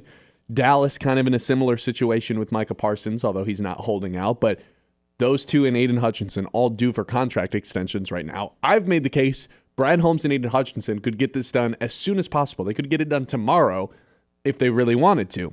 And the reason that they should get it done sooner rather than later is because if you wait, guess what? Aiden Hutchinson's agent is going to get him more money than whoever the first guy that gets paid is. If you wait, Micah Parsons, TJ Watt both make more than you. And then you have to pay Aiden Hutchinson more than those guys because that's just how the salary cap in the market works. If you do it early, the same way that they did with Amon-Ra St. Brown when they made him the highest paid receiver in the NFL, guess what? The market value is just going to go up for edge rushers the same way it did for wide receivers. And now Amon-Ra is like the seventh highest paid wide receiver in the NFL because the salary cap continues to go up. And guys like Justin Jefferson and Jamar Chase and A.J. Brown and DK Metcalf all started making more than Amon-Ra St. Brown because that's, again, just how it works. So I would be on board with making Aiden Hutchinson the highest paid edge in the NFL despite him coming back from injury, knowing that 3 years from now it'll be worth it because Micah Parsons is making more, TJ Watt's making more, Will Anderson's making more, because that's just how this works. You do it fast because it saves you money in the long run, even though right at the time of the extension, maybe it looks like something ludicrous, like Jared Goff, second highest paid quarterback in the NFL at the time of the extension. Now he's like sixth, and it doesn't seem like that big of a deal. So I'm in favor of paying Aiden Hutchinson as soon as possible. Why do I bring this up now? Well, yesterday we got some video of Aiden Hutchinson working out, and that was posted on behalf of Hutchinson and his agency and all this stuff of Hutchinson. Like, it was basically just a, hey, look how healthy I am type of thing. And I wonder, like, what's the point of that? What's the agenda that's being pushed when you're pushing out your own, look at us working? I do think that there's something behind that. I don't think it's nothing, Kyle. And I guess I wouldn't be totally shocked if this extension was coming sooner rather than later. And I wouldn't be surprised if Hutchinson posting that video, not that he had any malicious intent behind it, but, his agency is always going to be looking out for him, and the people who represent him are always going to be looking out for him. I think there's some strategic placement of these videos and the timing of them going into training camp. I think they don't want to have this thing looming over training camp. Not that he would hold out whatsoever. I don't think that's on the table. But training camp starts on Monday, at least the rookies report on Monday. And then later in the week, we have training camp. It's not padded up yet, but guys are going to be in camp. And I wonder if they're pushing that video out, attempting to put a little bit of pressure on Brad Holmes to get this extension done. That way they don't have to deal with it during camp. And I'd be on board with doing it. I'll make him the highest paid edge in the league. I don't care, knowing that it'll save them money in the long run. Because if you wait and let Parsons get paid and let TJ Watt get paid, and you don't do this extension until next season, guess what? It's going to cost a whole lot more because the salary cap goes up and all these guys got paid, and Hutchinson's going to have this awesome season, and you're going to have to pay him more than those guys. So I'm just trying to connect some dots before camp starts next week. Am I making something out of nothing here? I don't think so. I mean, we've been getting a lot of Hutch training videos, but I do think that, like, those other guys haven't been paid yet. Mm-hmm. That's kind of weird. Like, I know that you're against and I'm kind of with you in this, like the constant trust Brad Holmes. With stuff like this, I kind of for sure trust him, though. Just based on how he handled like you said, the Goff, Amon-Ra, Sewell deals, I'm confident that he's going to handle this better than Jerry Jones will with Micah Parsons and whatever is going on in Pittsburgh with TJ Watt. Right? Like, there's no way he gets outsmarted by those two franchises right now. I don't think he'd be outsmarted by them, but if I mean, I would say it is. If they beat him to getting deals done, then probably. Yeah, I guess that'd be one way to look at it. If whoever gets it done first is the smartest team. I don't know if that's like a true representation of who the smartest team is, but I do think there is some importance in getting the contract done before those other teams, if that makes sense. And, Hutchinson posting these videos of working out back home. By the way, it was somewhat of a talking point yesterday that he still lives at home. Weird for a 24-year-old that is making millions of dollars, or no? No. I don't think so. I don't think it is. I don't know. That's a good question. Is that weird? He just went through like a life-altering surgery. 24, I think, is still respectable. If he was like 26 or 7. Well, what difference would the 2 years make? How old is Sarah?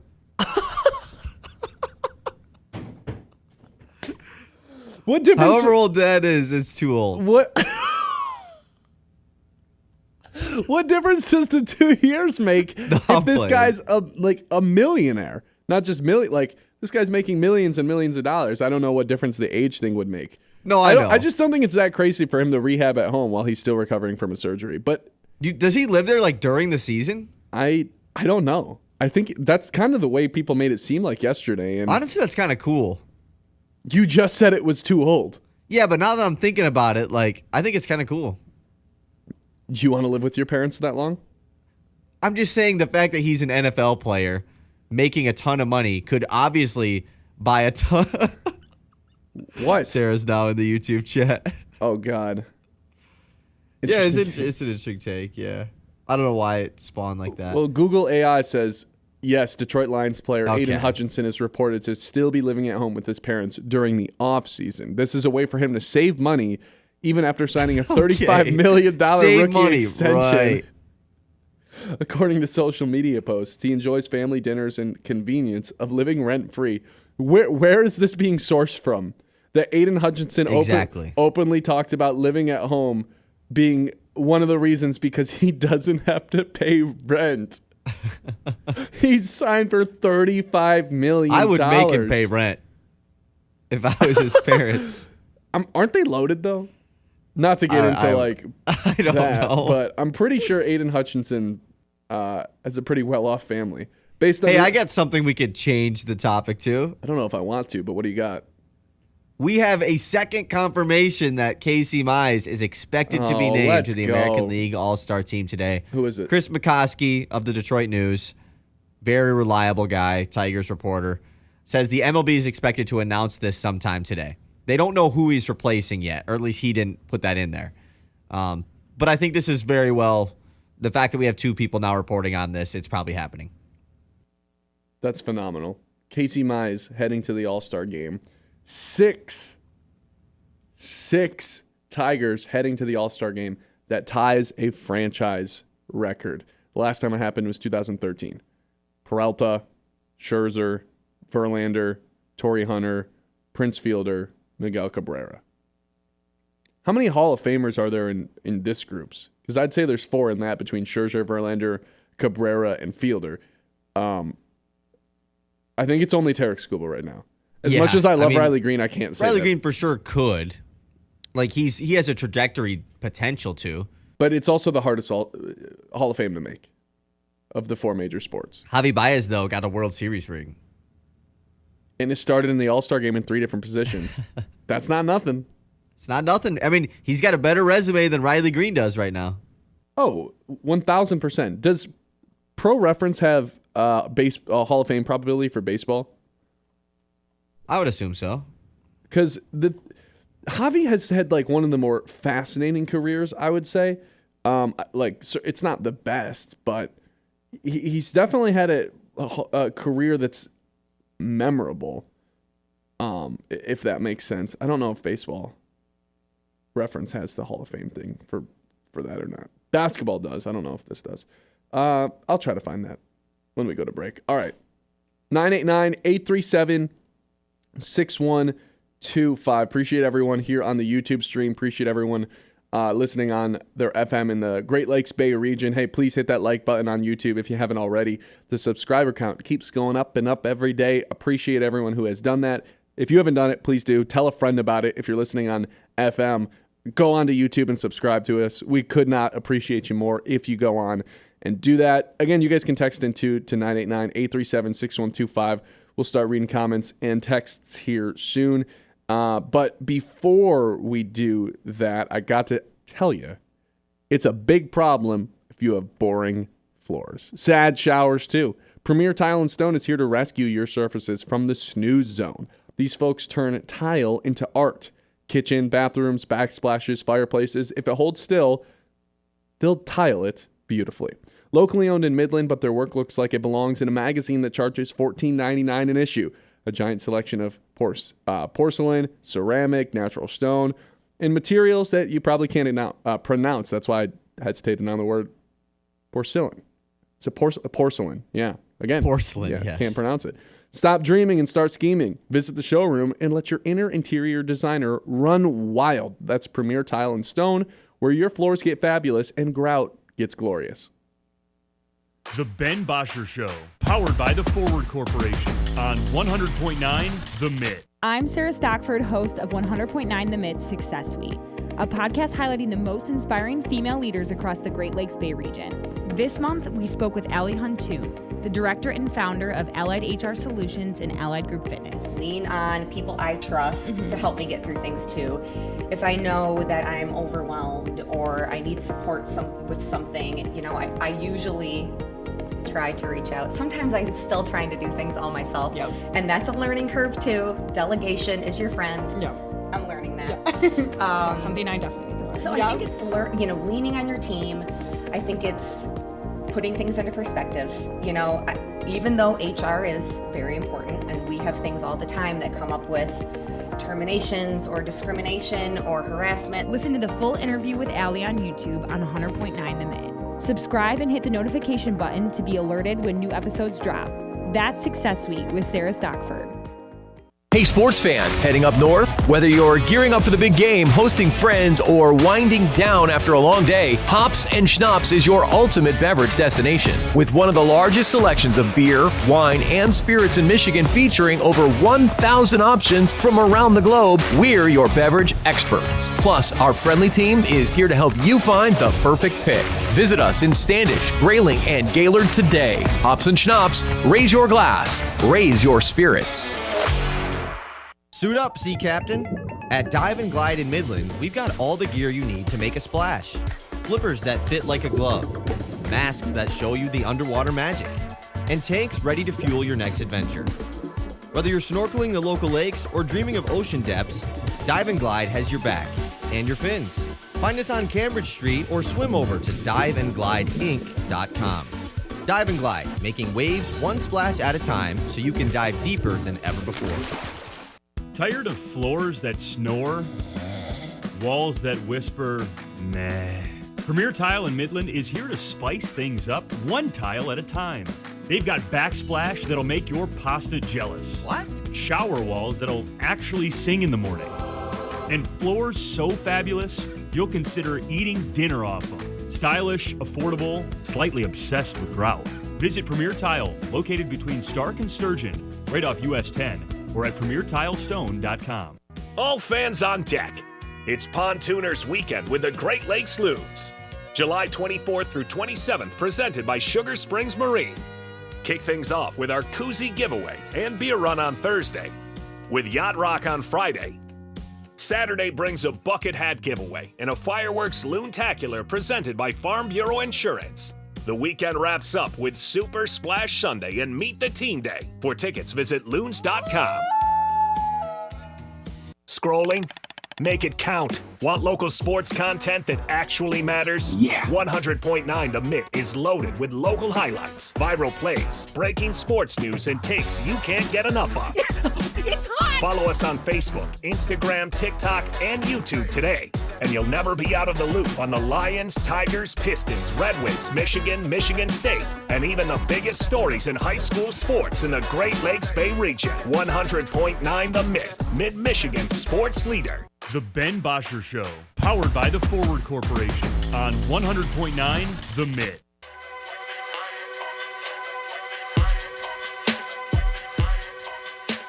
All right, let's get to a couple texts here, and then we'll do a trip around the league. Wait, hold on. Kyle, talk for like 3 seconds. I need to grab a charger, or else my computer's going to die again. Because I somehow forget to grab a charger every single... Actually, I can just grab this one. It'll sustain it. I don't know if it'll actually charge it. I mean, you can grab it too if you need to. No, we're good. We're good. Okay. One coming in that says Casey Mize, and then send an attachment to their Wikipedia page. Bosscher, it's not Mize. Wait, Bosscher, it's not Mize in an all-star, we think. He is an all-star. Look it up on Wikipedia. What? Look it up on Wikipedia. What are you It's a an phrase that should all-star of? never be used. What are you an all-star of? You're an all-star of being a hater. He's an all-star, and you're an all-star of having diarrhea in the mouth. Ew! He's an all-star no matter how much you question it. Jerk. I don't... What? I wasn't questioning... What? Yeah, just move on. Okay. There's another one that says... Hutchinson's dad is an ER physician. They probably do well. Yes. That's why you thought that way. One more. Your face. I don't know if I want. I don't know if I want to read this one, but I'll. Yeah, don't. Don't. Yeah, I mean, if you don't want to, then don't. Okay, yeah, I don't want to. I usually am a man of the people. I want the people to be able to voice their opinions. But what are we talking about? I don't think I was just questioning like someone else hasn't reported on it. It was weird that no one else had mentioned it. And also look it up on Wikipedia. Okay. That's just something you don't do. No, because I could go edit Casey Mize's Wikipedia page right now if I wanted to. But if it says it on there, then it must be true. Okay, was Casey Mize listed as an alternate? That's how he got in. Yep. Still need another consistent arm in the rotation. Yeah, it wasn't a great Olsen day, so I guess I understand how people think about that. Flaherty still not having his best outing either, so yeah, I don't disagree with any of those things. Okay, let's take a trip around the league. It's time to zoom out and go around the league. So I'm pretty sure we had a football thing planned out, and then like 10 minutes before the show started, we threw that out, and you basically dared me. You were like, are you sure you can name every WNBA team? Basically, yeah. Yeah. Well, the only reason I asked was just because I was looking, for news stuff this morning, and I just was looking at the scores across the league, and I saw the WNBA scores, and I was like, I wonder if Ben could name all the teams. You're putting me on the spot here because I feel like You agreed to this. No. I agreed to this, but I consider myself a WNBA fan. We do Lock of the Day in WNBA sometimes. We've done some Caitlin Clark topics, but I always make the case no one actually watches it. People just have opinions on the players. Right. And I'd say I don't want to talk about it all that often unless I'm watching it and it's takes on the players and the plays and the game. So we're really putting myself to the test here with trying to name every team. All right, you ready? Yeah, I'm ready. Here's what I want, though. Okay. I need city and nickname. I don't just need, the Fever. Yeah. I need city, nickname. Okay. Indiana Fever. 13 teams. Yes. Connecticut Sun. Yes. Interesting second one to pull. New York Liberty. There's 3. Vegas Aces. Yep. Golden State Valkyrie. Correct. Seattle Storm. Boom, you got 6, nearly halfway. The Dallas Wings. Dallas Wings, yes, Paige Becker's team. Chicago Sky. Phoenix Mercury. Boom. Oh boy. Big one you're missing. Atlanta Dream. That is 10. Wow, Atlanta Dream. Yeah. There's 3 more. There's 3 more, and you're missing a huge one. The LA Sparks. Yes, that was the one. 2 more. Oh, no. Missing 2 more. This was quick. We might have to pivot back to the other around the league that we originally had planned. Can you get these last 2 though? I don't know, and I've had 0 strikes. Well, I think it'd be pretty hard to get a strike in this one. You either know it or you don't. Right. There's no teams in Florida, unfortunately, for Sophie Cunningham. I don't think. No, there's no team in Miami. There's no team in Orlando. Yeah. Sophie Cunningham is devastated by this news. There's no team in Nashville. I don't think there's another Texas team. They've got Dallas. I don't think there's a Houston team. Huh. Let me know when you're in hint territory. No, I'm not in hint territory quite yet. Oh no. Cleveland doesn't have one, but they're getting one. They're getting one, as well as Portland and Detroit. Yup. I don't think there's any cities like Chicago or New York where there's 2 teams. I'm 2 away. 2 away. Oh, I'll give you a hint. Okay. These are both NBA cities. That's actually helpful. It's not like a great hint, but, Seattle, Connecticut, those teams don't have NBA teams. Memphis doesn't have one. Minnesota. Oh, the Minnesota Lynx. Yes, the best team in the league. 18-3 right now. They've won a ton of championships, too. Okay, there's one more. One more, man. It's not Milwaukee. It's not Detroit. This team won the championship in 2019. That was before I was a WNBA fan. It's before everyone was. Here's what I'll tell you. This team is kind of the reason why this idea spawned for me. Because I saw this team and I was like, I honestly don't think I knew that was a team. Oh, that makes me feel good. So that's why I asked you that question. Well, that's fitting then that this is the last team that I'm trying to name. Oh, man. I'm just trying to run through NBA teams in my head. It's not Cleveland. It's not Milwaukee. It's not... We already got Indiana. Or it's not Orlando. It's not Detroit. It's not Brooklyn, I don't think. There's no Brooklyn team, right? No. Not Miami. I already said that, though. Man. I'm suddenly running out of cities. Is it... You need a geography hint? Yeah, give me a geography hint, Kyle. Right. Eastern city. Like Eastern Conference NBA city? Yes. New Orleans. Also, obviously, in the Eastern Conference in the WNBA. Oh, man. This is interesting. I'm gonna see if there's any players on this team that you might know. I would hope so, but I don't. I guess I don't know for sure. Okay, there's a player on here you know, and I don't know if it would give it away. So I don't know if I want to give it to you. Don't give it to me then. Don't give it to me. Let me suffer. There's no team in Florida. There's no Let me team suffer. in. I already got the Atlanta team. I'm just trying to think of this geography standpoint. There's no Charlotte team, right? Is there a Charlotte team? Is that No it? Charlotte team. Oh. You're in the right region, though.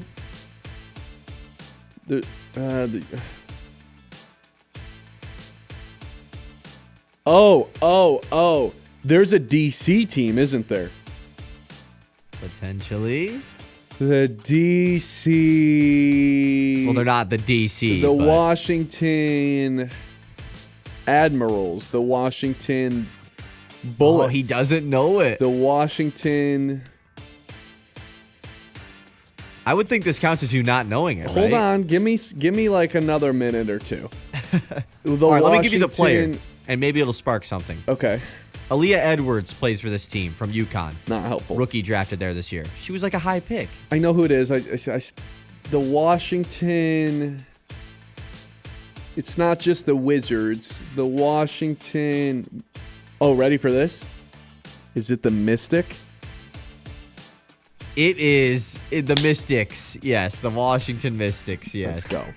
I'll give it to you. It took a few hints there at the end. That was tough. That was at the impressive, end. honestly. A lot better than I thought you would do. Am I a valid WNBA fan? Do I get to consider myself a real WNBA fan now? You're Because I allowed can to give name all takes on the 13 WNBA. teams. That's what I'm going to start doing. When the Odd Couple or any other station on Fox or even Bellino, when any of them start talking, or Huge, when they start talking about WNBA and Caitlin Clark, I'm going to call in and say, you got to name all 13 WNBA teams right now.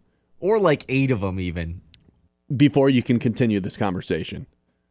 And it's going to be hilarious. I like that. That's good. Someone out there listening right now is going to be listening to Huge later today. It probably won't come up today. I think I already saw his rundown on Facebook. But he's going to be doing a Fever segment. I'm going to call in. Say, Huge, it's Ben. Nah, just call his cell phone. I don't know if I have his number. Mid-show. We communicate via Twitter DMs, if you believe that or not. Oh, really? I'll call him. I'll call the show.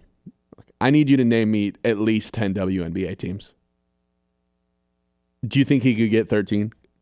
I don't think he could get 13. I think he could get like 10. I think he could get like 10. No? Yes? Okay. All right, cool. I don't think so. All right. 989-837-6125. We've got our Mitt messages open the rest of the show. We've got the YouTube chat going as well. Hit that like and subscribe button if you haven't already. There's a lot more people in the YouTube stream right now than we have likes. Come on, what's up with that? Maybe Kyle and I just got to be better. Maybe I just got to be better. Get you to like that button. Hit that like button a little bit faster. All right, when we come back, I want to do something fun for a Friday. So I was thinking about this last night. And then it popped up in my reels on Instagram. And I was so happy. I sat down and watched all 2 minutes of it. It's next here on the payoff. Oh, my God. How are we still doing that? 6 weeks into the show. You haven't done that in like 2 weeks. 2 months. The payoff hasn't existed in like 2 months. You haven't even said it. We'll be right back on the Ben Bosscher Show on 100.9 The Mitt. The Ben Bosscher Show, powered by the Forward Corporation on 100.9 The Mitt. Detours driving you bonkers? Ideal Party Store's got your back with a Detour discount. While the Lafayette Bridge is closed, enjoy 10% off select craft beer 6-packs and 10% off 4 bottles of select wine, 750 milliliters or more, with 2 great locations, 908 North Johnson on the east side and 401 Salzburg on the west side. Ideal Party Store makes every detour worth it. Serving Bay City since 1934, we're here to make you the life of the party. You have better things to do than to job hunt or scramble to find your next great hire. So let Spherion do it. We say local is our superpower because we live and work where you live and work. We know the local job market. We're here in person. And we're locally owned, so you won't find a partner who's more engaged and literally invested in your success. If you're ready for something better, start with Spherion. Visit us online at Spherion.com to find your local Spherion office. Let's get to work.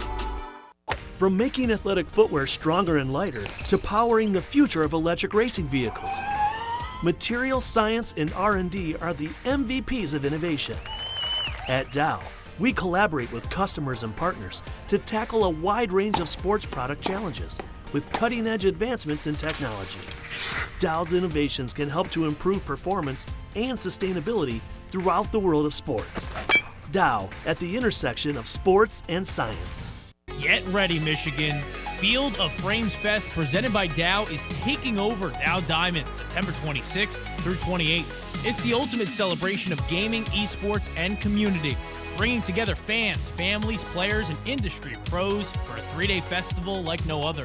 Watch elite teams battle in high-stakes competition, the Valorant Collegiate Invitational and Rocket League Semi-Pro Showdown, each with $10,000 prize pools, a $5,000 Super Smash Bros. Open Tournament, and a 17U Fortnite Youth Tournament with $1,000 up for grabs. There's live music, entertainment, and activities for all ages, plus educational panels and hands-on workshops for those interested in tech, business, and gaming industries.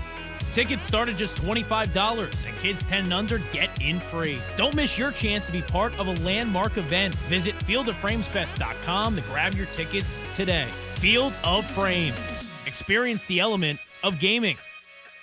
The Michigan Baseball Foundation is more than just baseball. It's a driver of economic growth and community. Operating one of the nation's top minor league stadiums, MBF supports job creation and regional development. Through creative partnerships and charitable giving, MBF has helped bring projects like Dow Diamond, the East End Development, Fairfield Inn and Suites, the Plaza, and the Dow Bay Area Family YMCA to life, generating over $23 million annually in economic impact. Every Great Lakes Lens ticket supports these efforts. Learn more at MichiganBaseballFoundation.org. It's a bird.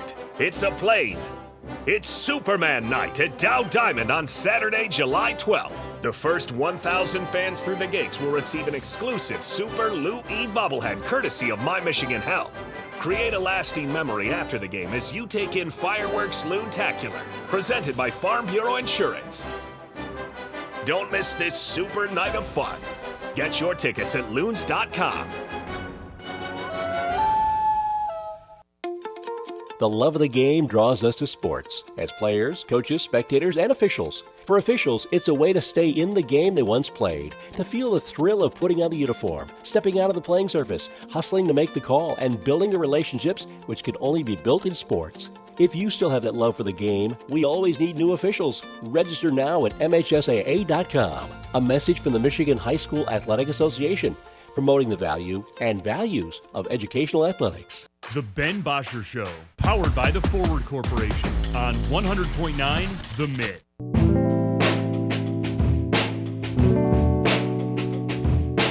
All right, welcome back in. It's the Ben Bosscher Show, hour number 2, well on its way here in the Great Lakes Bay region, well on its way on YouTube as well. Appreciate everyone tuning in today on this fabulous Friday here on the Ben Bosscher Show on 100.9 The Mitt. So, with that being said, yesterday, Kyle, I'm laying in bed.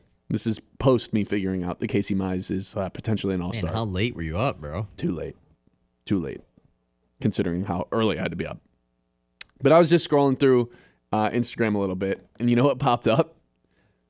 A full 2 minutes or 3 minutes or however long you can post a reel. I think it's 90 seconds, so maybe it wasn't that long. Of highlights from what I consider, for me personally, the greatest football game of all time. And it's one of those highlight packages that when you scroll through it, you know how I think I've mentioned this on the show. I've definitely mentioned it to you off air. When Megatron highlights pop up, I know the same 90 seconds that are going to be played. I know every clip that's going to pop up, but it's one of those highlight reels that I'll never scroll past because I want to see it every time because it's so awesome. And I think this football game fits into the same camp. Michigan, Alabama, 2024 Rose Bowl. I know that wasn't the national championship game, but that right there was the national championship, it felt like. Because it felt like whoever won that game was going to be able to rock Washington or Texas, because at the time we didn't know who was going to win that game because that was the late game that night. I don't remember a single thing from that Texas-Washington game because I was so blacked out from what I had witnessed during the Michigan game. This is back when, keyword back when, I was still a pretty big Michigan fan at the time. And watching that game, everyone hated J.J. McCarthy so much throughout the year. Oh, he's just a game manager. He can't do this, can't do that. And he just keeps picking up these fourth downs and moving the chains and all these fumbles, and it felt like Michigan was out of it. And they force a fumble and pick it up, and all this crazy stuff happens. They send it into overtime. I think it's the best football game ever, for me personally. Now, you know, there's some bias in there with it being a team I follow and cover and used to really enjoy, like, be a fan of. Right, yeah, but definitely don't know. And I'm sure some other, you know, if we did this topic in a different part of the country, people would have different answers. But even taking the bias away, that was a 10 out of 10 football game from the jump. Yeah. I mean, the overtime, the game-winning drives to tie it up, the turnovers, the last play of the game, all the fumbles from the Alabama center who couldn't figure it out. So good. So good. Is there another game that pops up in your lifetime that tops that as the best football game ever? So I really wasn't considering college when I thought of this at first. And this has opened up a totally new thing in my brain. Because my immediate thing is like, look, no matter how you feel about the guy, I don't even really know how I feel about the guy. The 28-3 comeback in the Super Bowl is up there. You don't know how you feel about Tom Brady? But it wasn't like a back and forth game. Yeah, some people don't like Tom Brady. I feel like you've had a lot of time to process and think how you feel about Tom Brady. How do you not know? For me, like a personal Lions one, this is a really random one. But the first game I thought of was actually the 2023 Week 10 game, Lions-Chargers. Oh, I know exactly what you're talking about.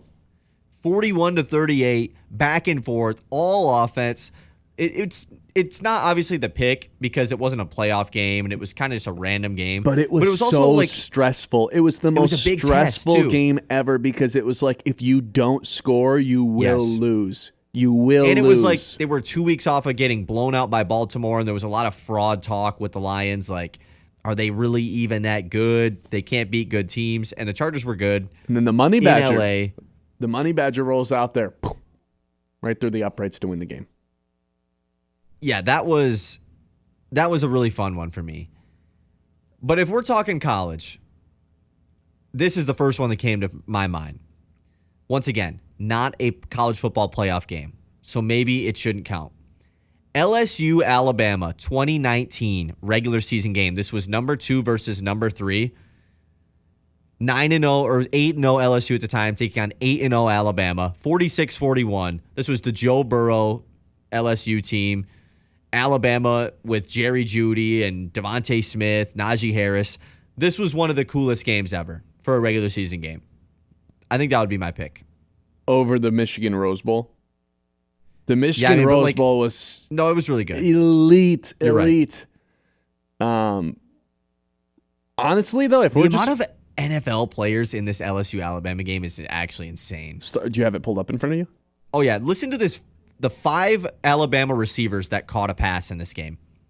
Devontae Smith, Jerry Jeudy, Henry Ruggs, well, you know, Jalen Waddle, and Najee Harris out of the backfield.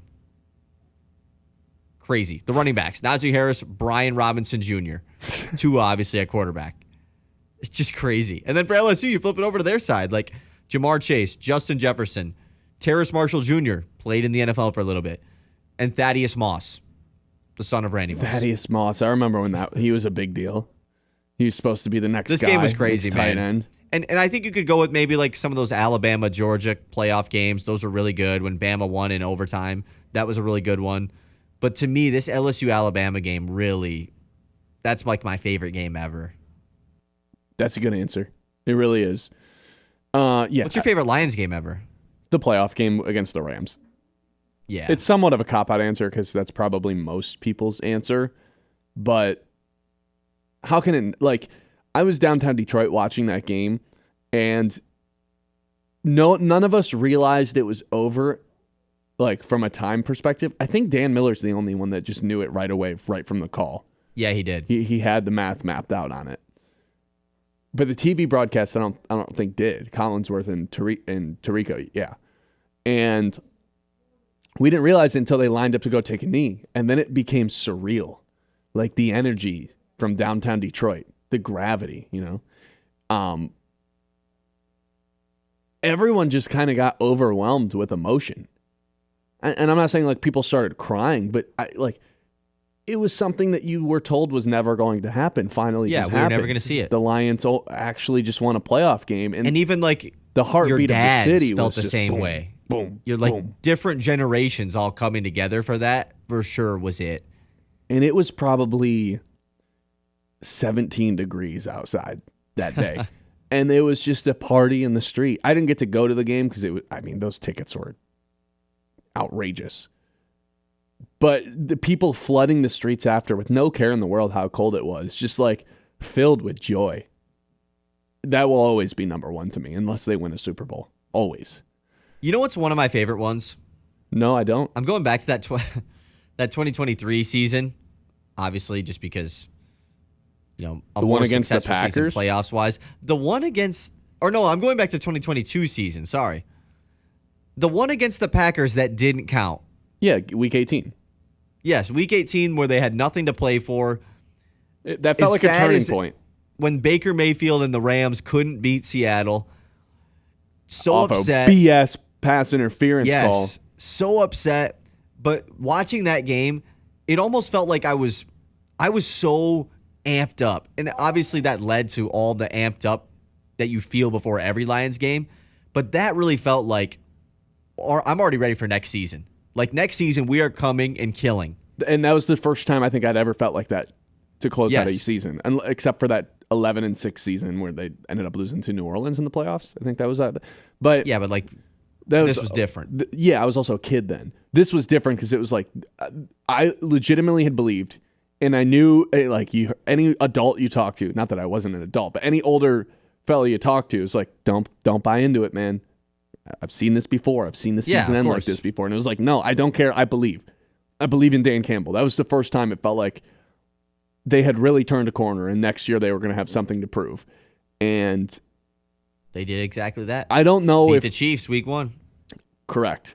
And also to keep Rodgers out of the playoffs was like just a bonus win for any Lions fan because the animosity between. And Dan Campbell coming out pregame when he was basically just like, hey, you guys have nothing to play for. Like, what did you say to your team?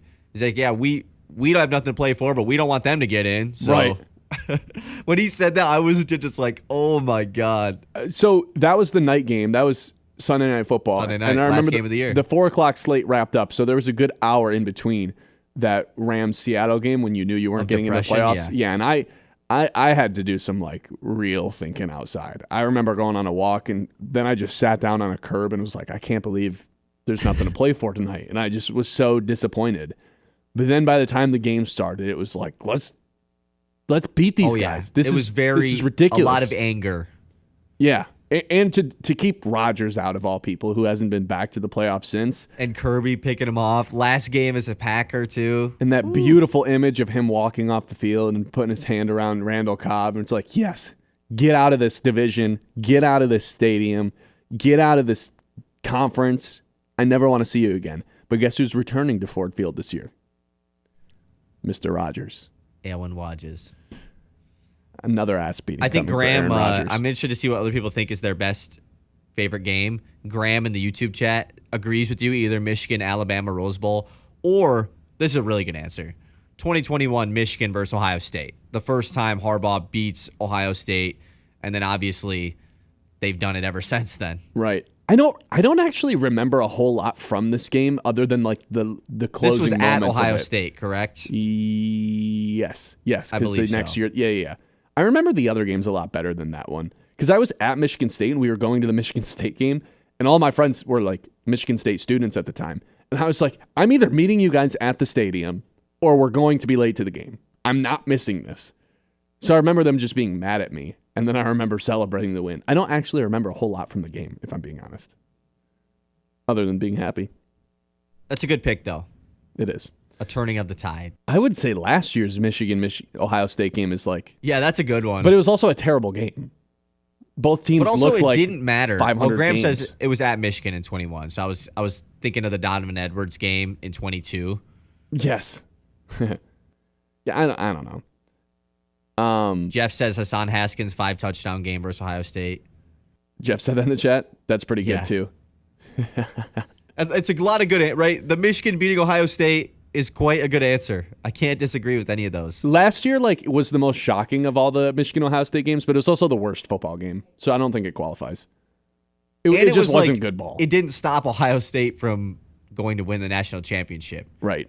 It definitely was a super satisfying one, though. I'd actually say it helped not very them. good Michigan team beat Ohio State. I'd argue if they didn't beat Ohio State in that, Ohio State doesn't actually win the national championship because they don't need a reality check by themselves. I think so, too. 989-837-6125. Who's the biggest threat to the Tigers in the American League? I'll tell you what, it's nobody in the Central, but who is it in the American League? That's next year. Ben Bosscher Show, 100.9 The Mitt. The Ben Bosscher Show, powered by the Forward Corporation on 100.9 The Mitt. It's time to remember that. With Kyle Sandel. Presented by Matt Larson, Farm Bureau Agent, located downtown Midland. All right, it's time to talk about something that no one probably really cares about, but hey, the people of Detroit, the Tigers fans, they should care about this. So tonight, Tarik Skubal is getting the start against Seattle, was originally supposed to pitch on Saturday, and all in all, this is a good switch to make from AJ Hinch because it puts Casey Mize now in the 2 spot behind Tarik Skubal when he had originally been the number 5 pitcher since all the way back in April when they started the season. Obviously, things have changed, right? You trust Casey Mize much more than anyone else in the starting rotation, so having him follow your ace and Tarik Skubal makes sense.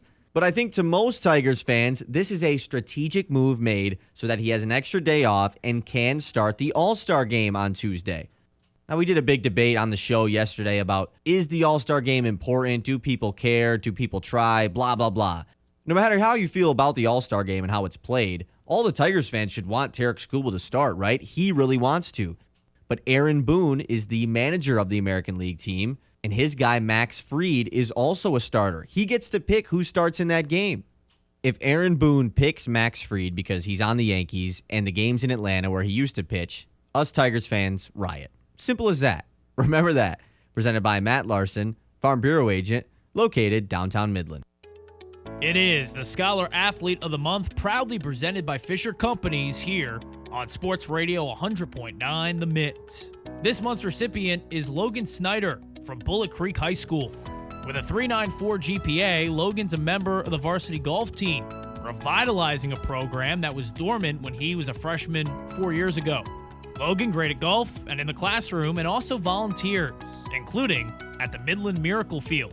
I love working with those kids, and it's always so much fun to see them getting to play the game we all get to love to play. Just getting to see them going up to bat, hitting the ball, no matter how far it goes, and they're just super excited. It just warms my heart every time. Logan will be attending Ferris State in the fall and plans to study in their PGA Golf Management program. To hear the full interview and nominate a local athlete for our scholarship program, visit 1009themitt.com. It's a bird. It's a plane. It's Superman Night at Dow Diamond on Saturday, July 12th. The first 1,000 fans through the gates will receive an exclusive Super Lou E bobblehead courtesy of My Michigan Health. Create a lasting memory after the game as you take in Fireworks Loontacular, presented by Farm Bureau Insurance. Don't miss this super night of fun. Get your tickets at loons.com.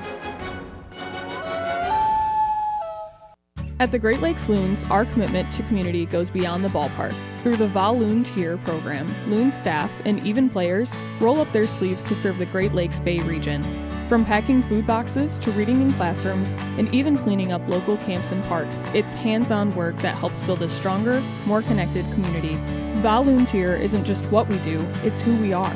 Because being part of this region means showing up when it counts. The Great Lakes Loons, serving the Great Lakes Bay region since 2007. You want sports takes? You want local voices that own the mic? Yeah. We've got them on Sports Radio 100.9 The Mitt. It kicks off at 6 a.m. with Anthony Bellino on Spin on Sports. Rise and shine. From 9 to noon, don't miss Michigan's newest sports show, The Ben Bosscher Show. Hey, remember that. At noon, you get America's smartest sports takes, The Herd with Colin Cowherd. I want Shador to play. And at 3, the one and only Bill Simonson and The Huge Show. This is where real fans stay locked in. 100.9 The Mitt. Scrolling? Make it count. Want local sports content that actually matters? Yeah. 100.9 The Mitt is loaded with local highlights, viral plays, breaking sports news, and takes you can't get enough of.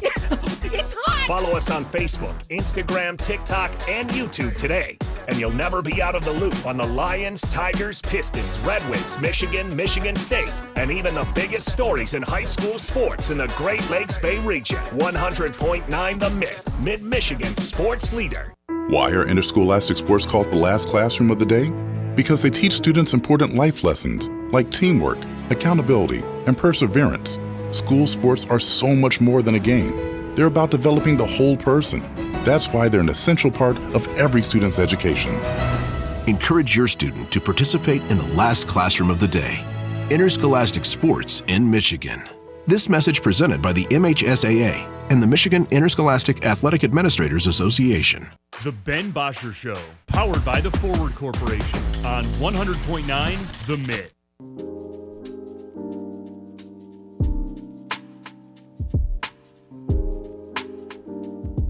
So who is the biggest threat to the Detroit Tigers right now in the American League? Now, clearly, it's no one in the Central unless you want to buy into... It's not even a conspiracy, unless you want to buy into the theory of like, hey, this is just a team that is very familiar playing against you, which I do believe is a real thing. But with that being said, when the rest of the division is as bad as they are, I don't subscribe to that theory in that circumstance. But in terms of amongst the AL Central teams, I probably would still say Cleveland, even though the Tigers just took care of business and swept them. But it is a team that has just shown that they've got the ability to hang in there with the Tigers over the past year. They haven't seen Kansas City in a while. That's the team that's in second place right now. So maybe I'll change my answer to that. But in terms of the American League, right now you got the Blue Jays leading the East, 2 games up on the Yankees. You've got Tampa a few games back from that. Houston leads the West. Houston is just... Well, they've done it again, Kyle. They've put themselves into position to win the West once again. It's honestly one of the more impressive runs we've had in the course of a decade across not only just Major League Baseball, but sports in general. This is, I don't want to say a dynasty because they only have 1 ring, and I think dynasty gets thrown around a lot, but they have dominated this division of the AL West for the better part of the last decade. It's honestly one of the more impressive stretches that a baseball team has had over the past decade of them having this run in the West. I know Texas had their little run there too, but this is a team that every time you look down in the standings, no matter what time of the year it is, or at least in the second half of the season, usually they're in first place. And I'm starting to think between their 2 pitchers, their 2 guys, in Hunter Brown and Javier, like, it's probably them the way I'm feeling right now about it. Yeah, I mean, it's been a major dynasty for Houston, right? They do have the 2 World Series wins. Oh, 2, my bad. And then obviously 7 straight American League Championship Series, I'm pretty sure. Like, that's just pretty crazy. And, you know, a certain somebody had to come in and stop that. The Tigers. Yep. You're probably right with it being the Astros, just because of the experience aspect. I know it's a lot of different guys coming in and out throughout the years, but I mean, even when they trade away Kyle Tucker because they don't want to extend him next year and he's going to hit free agency, who knows if he's going to re-sign with Chicago or not, they still are the top here. They lose Verlander. It doesn't matter. They get Isaac Paredes. He's having an all-star season. Like, this has just been ridiculous what they've been able to do. Toronto's been the hottest team in baseball. Mm-hmm. Houston's probably right there with them, even though they just got swept. But Toronto has been the hottest team. And they're a pretty all-around lineup, kind of putting the pieces together right now. And then you do have to look at the teams that the Tigers might match up with in a playoff series. Obviously, currently how it folds out, they would get a bye. But if you do look at some of those wild card teams that might make it out, the Yankees are going to be in the mix, obviously. They're starting to get hot again. And I think the Seattle series this weekend is fun, man. It is. I think that this is a really good pitching staff. I know I continue to bring it up, but a really good pitching staff combined with one of the best hitters in the league this year in Cal Raleigh. Mm-hmm. It's pretty fun. It's going to be a good series and a good test. Julio Rodriguez, Randy Rosarena, like just two awesome outfielders as well. This is and JP Crawford. This is a team that I don't want to say like should fear the Tigers. I don't think they should fear anybody, but it's a team that can kind of go toe to toe with them when you just look at like, hey, look at the slugger bats on this team. Look at the studs that they have in the lineup. And they can shove. Right. We talk about the Tigers' depth so often. It's like, hey, they don't have an Aaron Judge, but they have all these guys from 1 through 9 that you can count on for the most part, with the exception of just a few guys. I don't think the Mariners have that sort of depth, but they do have 4 guys that you're not necessarily pitching around, but it's like, okay, like dial in. We got to get these guys out, which is a little bit of a challenge. And like the Crawford, Raleigh, Rosarena, and Rodriguez. And their pitching staff in Juan Castillo, who we'll see him tonight, Luis, they've got a nasty 1-2 punch. One of the few teams in the American League that probably can say they have a better 1-2 punch than the Tigers. And if you they also have a better rotation all around. And if you want to just make the argument, they do not have the better 1-2 punch because the Tigers have Tarik Skubal and they don't, I'm perfectly fine with that argument. But Castillo or Wu, whoever you want to choose as their number 2, is just a better pitcher than Casey Mize, even though Casey Mize is having this, all-star season, right? And they definitely have the best closer in the American League, which I know some Tigers fans might be upset about that. Will Vest. Andres Munoz is the best closer in the American League. He probably has been for the last 2 or 3 years. Well, we had Clase. Allegedly had an MVP season last year. Clase last year, for sure. But he's kind of been broken. The Tigers have owned him since the playoffs. Broke him, man.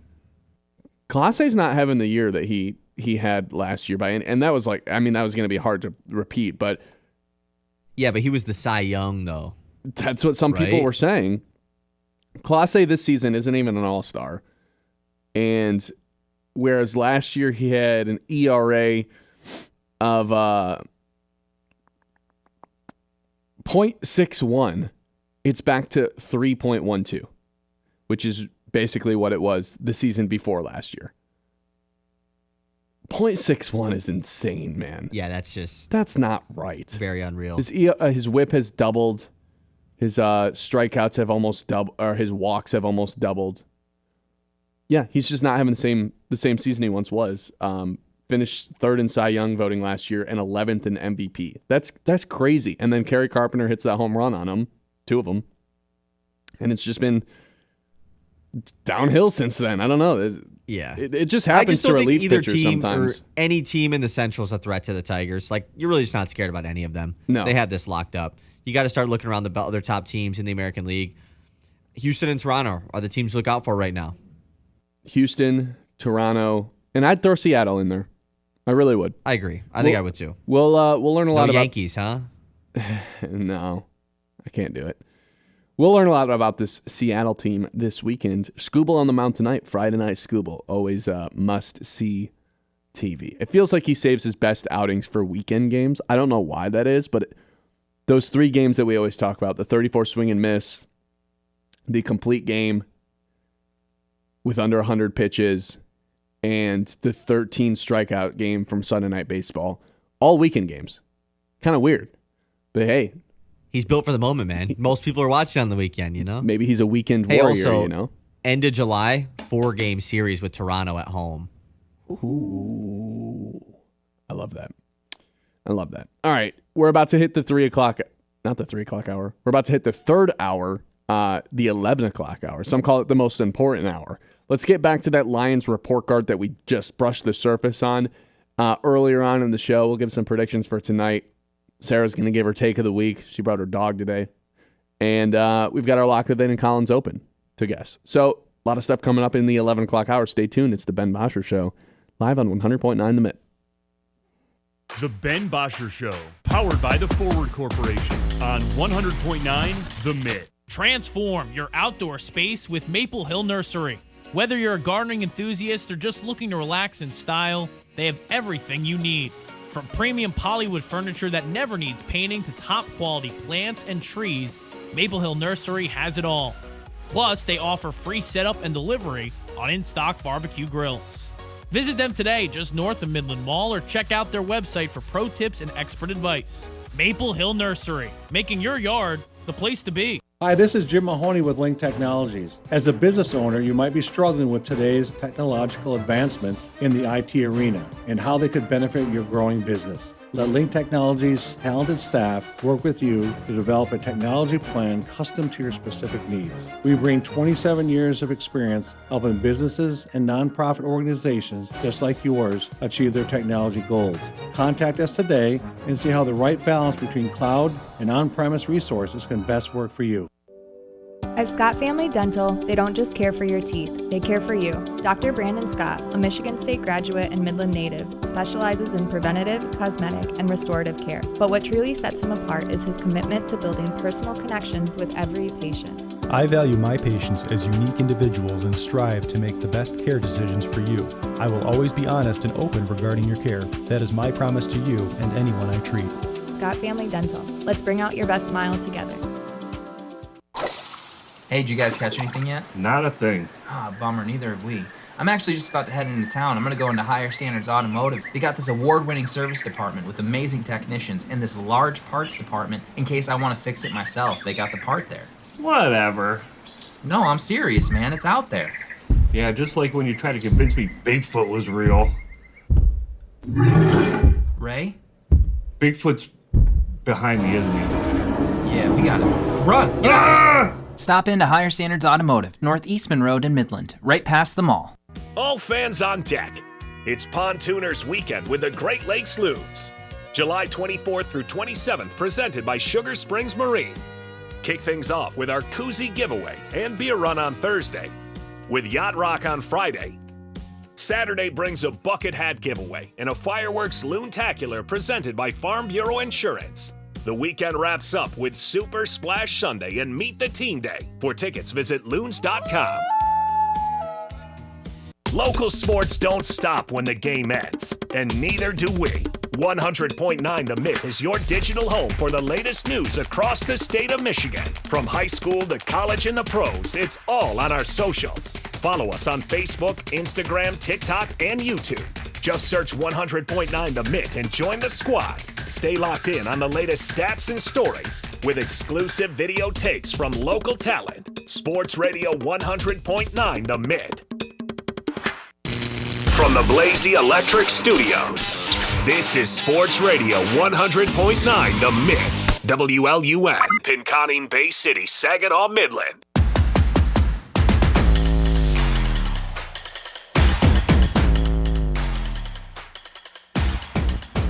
(989-837-6125). That's the number to get a hold of us here. Our Mitt messages right here on the Ben Bosscher Show on 100.9 The Mitt. So, without further ado, let's jump back into that report card that we discussed earlier before we got a little bit derailed because of, a middle schooler told me that Brian Branch should be traded, which was the craziest thing I think I heard yesterday.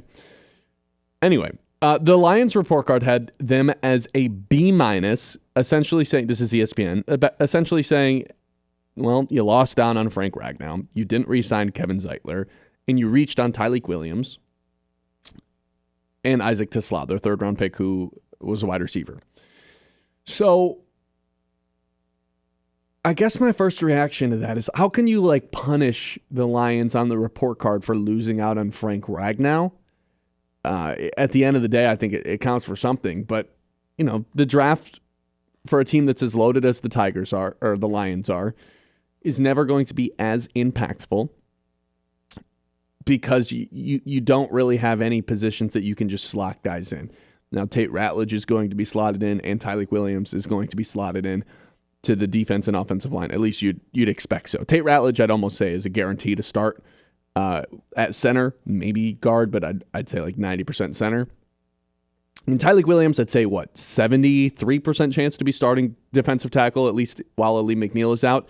So you are going to have some help there with the likes of Frank Ragnow being hurt, and Frank Ragnow retiring. And even if Ragnow didn't retire, you're probably looking at Tate Ratledge starting at guard.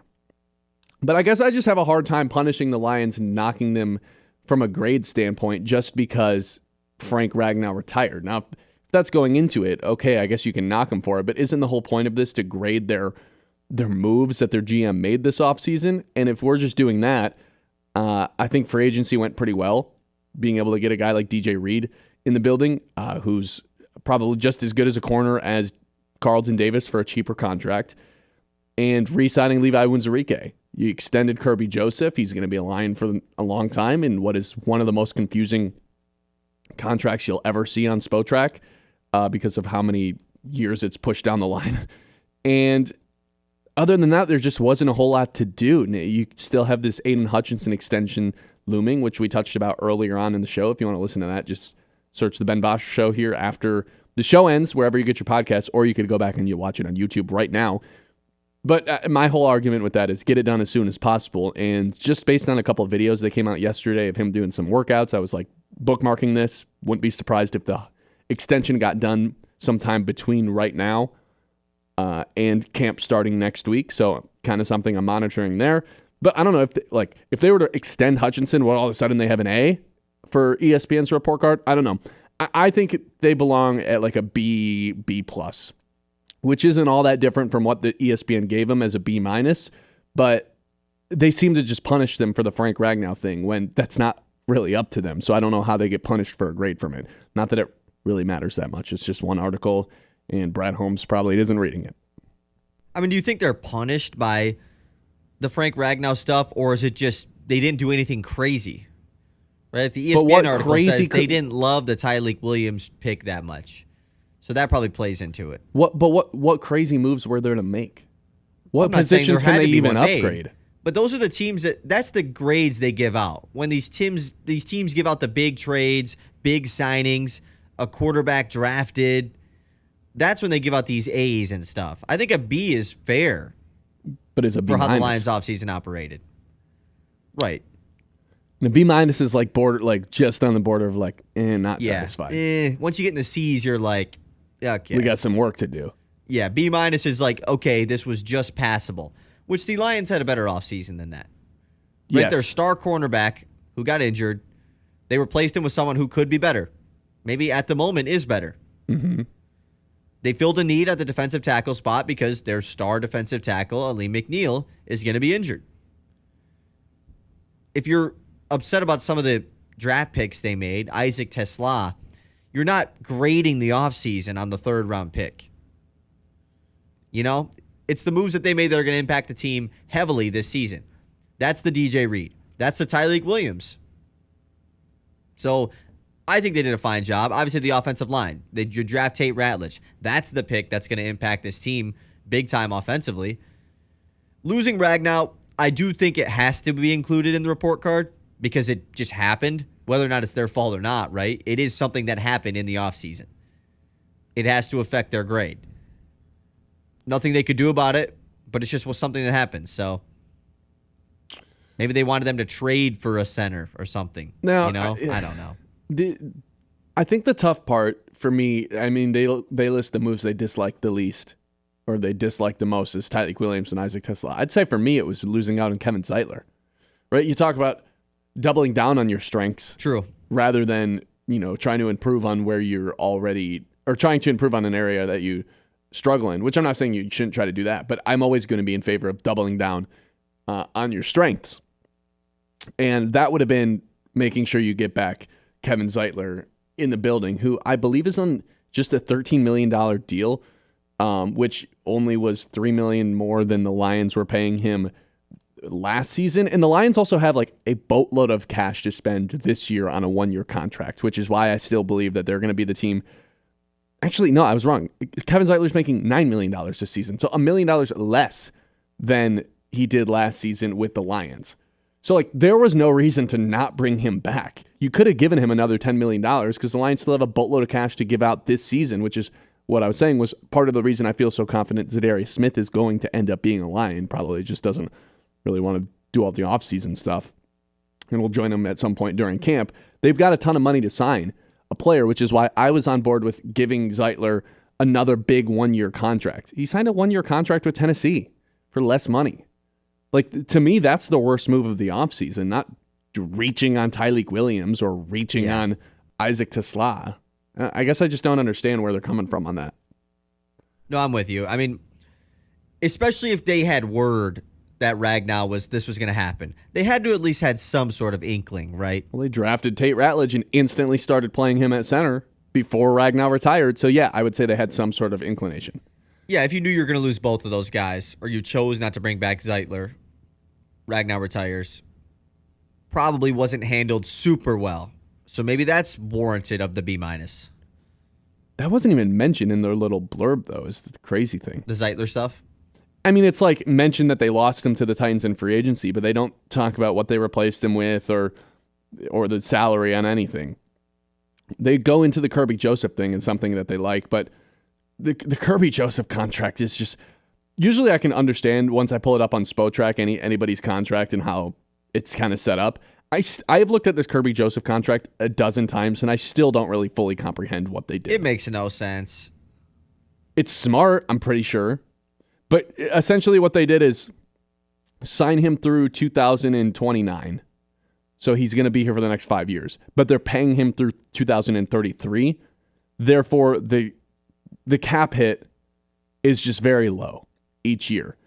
The caveat is he might not be a Lion, and they're still going to be paying him $4 million this year. Yeah, but you worry about that when it happens, right? The window's the next couple seasons, if not just this year. $6 million in 26, $9 million in 27, $13 million in 28. And then 29 is last year, $17 million. And then there's 4 years of just like, yep, we owe Kirby Joseph money even if he's not on the team. Which is a little frightening. But again, that's like you know what that's the equivalent of? Signing a 10-year contract to a 28-year-old in baseball, and you're like, yeah, these last 3 years when we're paying this guy. Yeah, it's the Cabrera deal. Might not be great, but the difference is at least they're going to be on your roster. This is no guarantee Kirby Joseph's even playing for the Lions, but they're going to be paying him regardless, which is a little scary. But again, the Lions should be focused on the next 2 seasons rather than... Really, they should be focused on the next 1 season. And then the Jared Goff money and Amon-Ra money and Sewell money and Hutchinson money all starts to get very real. I hate to use the term Super Bowl or bust or like this is the all-in season, but this is. Because you already had your chance. Because the Goff chance. contract changes next year. Like, this is the last year where the money stuff isn't that big of a deal. Especially, like you say, you have the open money to make a move still right now. Especially because 23 was like I can't believe we almost pulled this off. Like, they almost pulled a Houdini and surprised everybody. 24 was let's run it back. And they like still... this is our year, yeah. And it didn't happen. And it went worse. This is like, all right, if we don't pull it off this season... Like, there are going to be people... window talk is going to start coming up, yeah. There's going to be people saying this team can't get over the hump, which might be some truth to it. You know what I mean? That's what people say about the Bills and Ravens. And they've had the longest window ever now. Yeah, so we'll see what happens there. 989-837-6125. Hey, let's go through some predictions for Tarik Skubal's Friday night when we come back. We still got to get Sarah's take of the weekend. News, lock of the day, Colin's Open, all still coming up. It's the Ben Bosscher Show live on 100.9 The Mitt. But before we go anywhere, I will say, trying to book a tee time for this weekend at Sandy Ridge. And you guys can also tee up at Sandy Ridge Golf Course, Midland's hidden gem, where every round feels like a little bit of a getaway. Now featuring a brand new clubhouse, part lounge, part hangout, all class, perfect for cooling down or talking smack after 18. Kyle and I were there a couple of weeks ago. telling you, it's one of the best clubhouses you will see in the Great Lakes Bay region. Smooth greens, scenic fairways, and enough birdies to make your buddies jealous. Not for Kyle and I, though. Whether you're a weekend warrior or just for the vibe, Kyle, I don't know why I keep saying it. Sandy Ridge brings the game and the chill. Book a tee time, plan your outing, or just stop by and pretend you know how to read a green. Sandy Ridge, the hidden gem that's way too good to stay a secret. We'll be right back. It's the Ben Bosscher Show on 100.9 The Mitt on this Friday in the Great Lakes Bay region. The Ben Bosscher Show, powered by the Forward Corporation on 100.9 The Mitt. A busy night of baseball last night for Great Lakes. Doubleheader action with the Lansing Lugnuts, Game 2 and 3 of the 6-game series. It was all Lansing in Game 1 as they took it 10-1, but in Game 2, the Loons offense bounced back, specifically in the bottom of the 5th inning. Logan Wagner with an RBI single gave the Loons a 2-1 lead, and then Zaire Hope delivered one final big-time hit before he heads to the Futures game in Atlanta this Saturday. 3-1 offering. Hope swings, hard hit, laced into left center field, and that's trouble. DePaula hits third. He will score. Wagner's hustling as Nankill now gets it in center. Wagner's put home. Hope wants 3, dives in, ahead of the throw. Hope the hustle. And one last gift here to Dow Diamond before he's off to the Futures game. Loons Lugnuts Game 4 tonight. Pre-game coverage starting at 6:50 on the Mitt. Hey parents, got a young athlete at home? Sign them up for the Greater Midland Try Kids Try Youth Triathlon, Saturday, July 19th at Plymouth Park in Midland. Kids ages 6 to 15 will swim, bike, and run their way through the finish line in a fun, supportive environment. And don't miss the mini TKT for ages 3 to 5 happening Friday, July 18th. Register now at greatermidland.org/races. That's greatermidland.org/races. At Tommy's Express, you can get your car clean, shiny and dry in just minutes. Our state-of-the-art eco-friendly wash delivers a spotless finish every time. With the Tommy Club app, enjoy unlimited washes or paper wash. Skip the line with license plate recognition and manage everything right from your phone.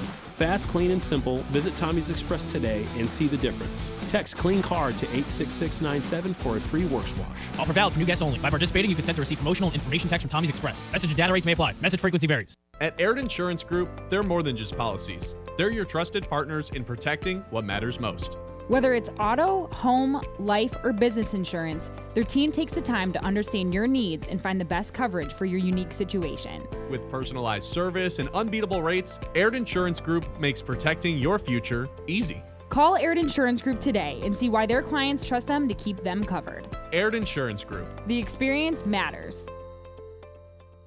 From Midland to Bay City, Saginaw to Sanford, from Frankenmuth, Freeland, and Hemlock to Auburn, Essexville, and Pinconning, 100.9 The Mitt is the heartbeat of the Great Lakes Bay region, and proud of it. We're your home for local sports, local stories, and local pride. Whether you're in Birch Run, Beaverton, Gladwin, Chesaning, or Coleman, football, basketball, hockey, Spartans, NFL, Loons, all right here. 100.9 The Mitt, Mid-Michigan's sports leader. The Ben Bosscher Show, powered by the Forward Corporation on 100.9 The Mitt.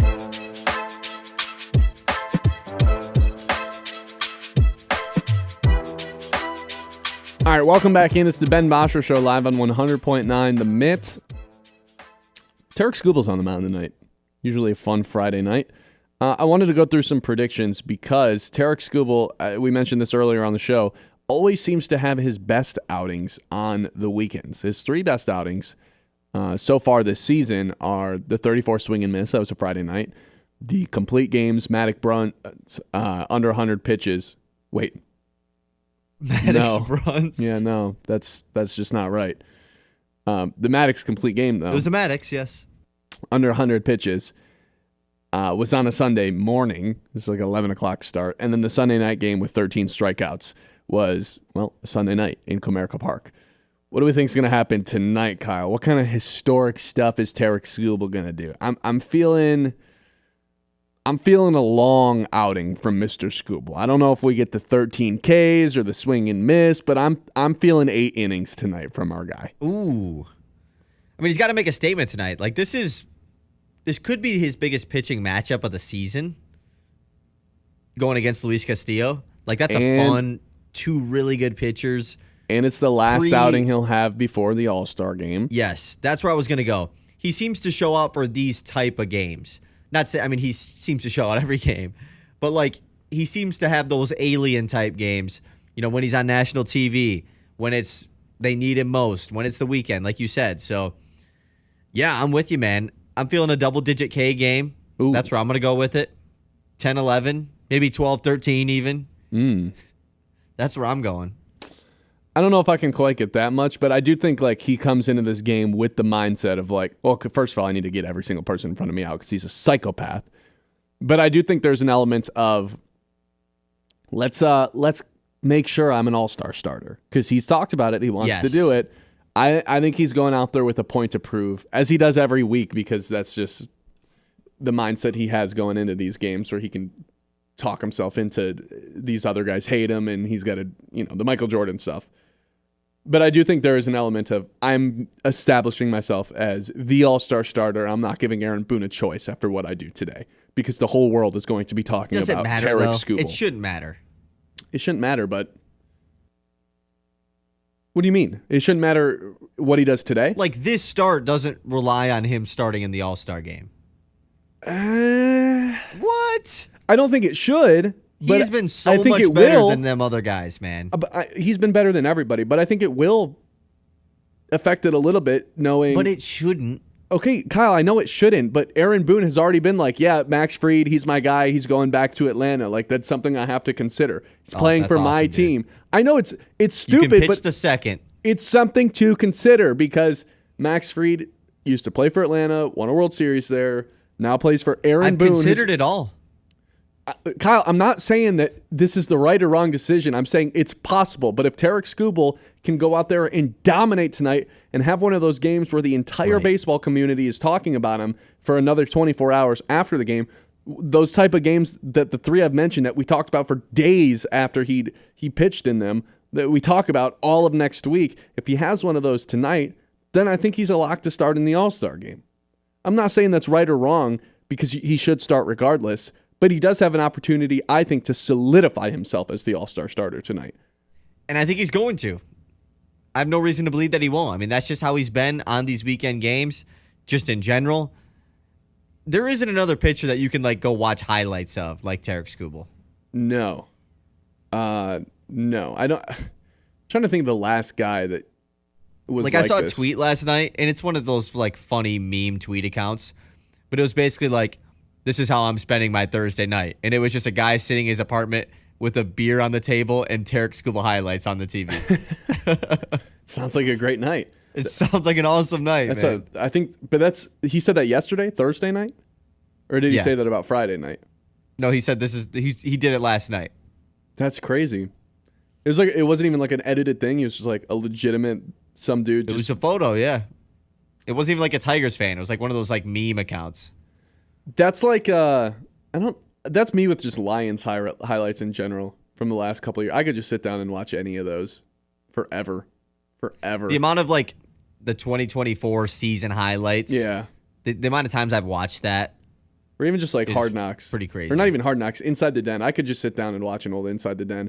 Or sit down and rewatch an entire football game on NFL Network. I wonder what's going on NFL Network later tonight. But there's not a lot of pitchers you could say, and obviously Skubal being the best plays into that. But yeah, but he is plays so with an entertaining energy to watch, man. Right. He's fun. He makes, baseball struggled for a while with it's a slow-paced game. That's why they had to introduce the pitch clock. Which, by the way, the pitch clock, best thing ever added to sports of the last 25 years, last quarter century, this millennium.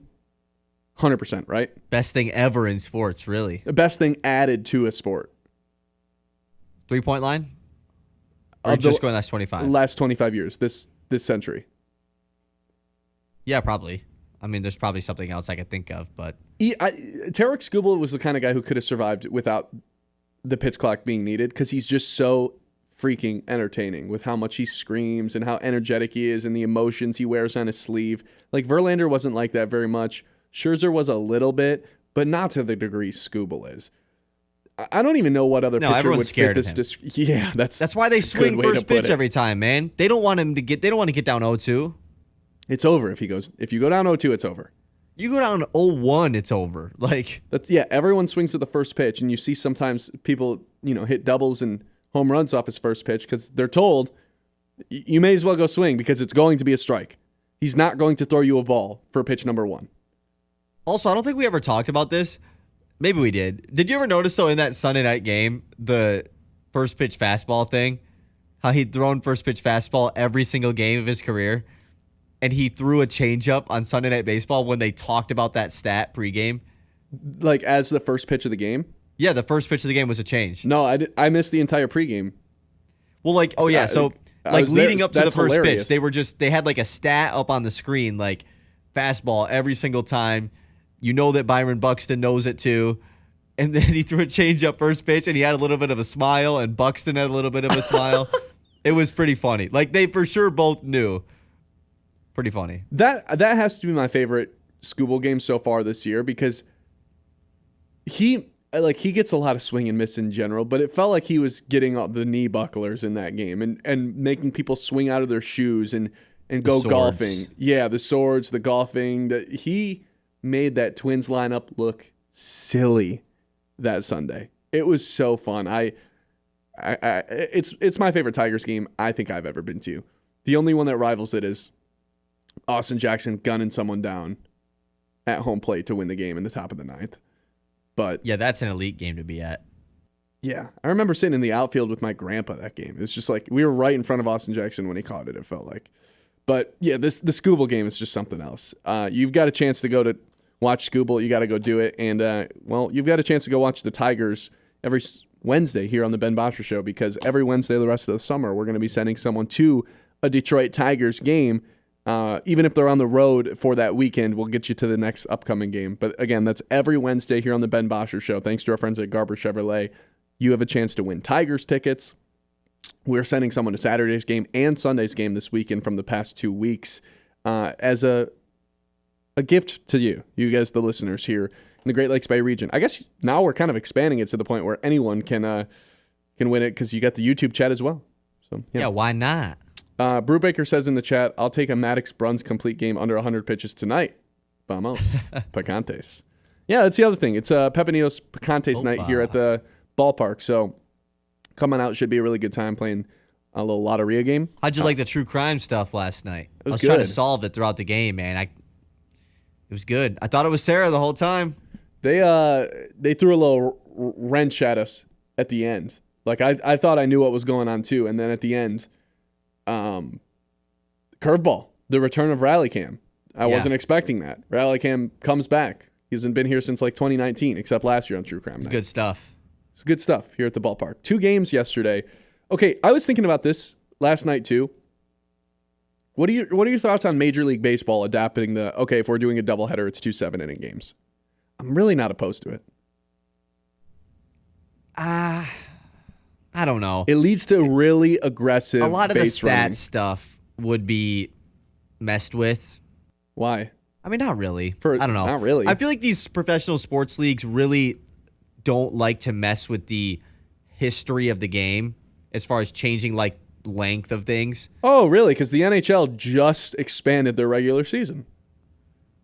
Okay, whatever. Interesting. The NBA's been talking about doing this for years. Okay, and I guess the NFL added a game too, so sure. I guess this has been happening. I think I'm out on it, though, for the MLB. I'm cool with it here, for sure. Yeah. Yeah. In the MLB, though, it's like, I don't know. I mean, maybe it's not the worst idea in the world. You might be talking me into it. But most you get kicked out of the stadium anyway. Like, you have to have another ticket to... Well, yeah, but what's that? Are you just talking from length, this being too long? Like, what's your case for it? I don't know. I just really... Why do you want it? When I show up to work and we have a doubleheader, there's a sense of relief that I know that, all right, it's only 2 7-inning games. Yeah, even though it's still 5 innings more than an actual game. Yeah, I was here really late last night. What time did you end up leaving? Because I got out of here pretty fast after the second game ended. Like 11:30, 11:40. Man. What were you doing? Remember that? I remember. I had some other stuff to do. Okay. 989-837-6125. We'll hit the news and get Sarah's take of the week when we come back. It's the Ben Bosscher Show, 100.9, The Mitt. The Ben Bosscher Show, powered by the Forward Corporation on 100.9 The Mitt. I'm Sarah Stockford, host of 100.9 The Mitt Success Suite, a podcast highlighting the most inspiring female leaders across the Great Lakes Bay region. This month, we spoke with Allie Huntoon, the director and founder of Allied HR Solutions and Allied Group Fitness. Lean on people I trust to help me get through things too. If I know that I'm overwhelmed or I need support with something, you know, I usually try to reach out. Sometimes I'm still trying to do things all myself, and that's a learning curve too. Delegation is your friend. I'm learning that. Something I definitely do. So I think it's leaning on your team. I think it's putting things into perspective.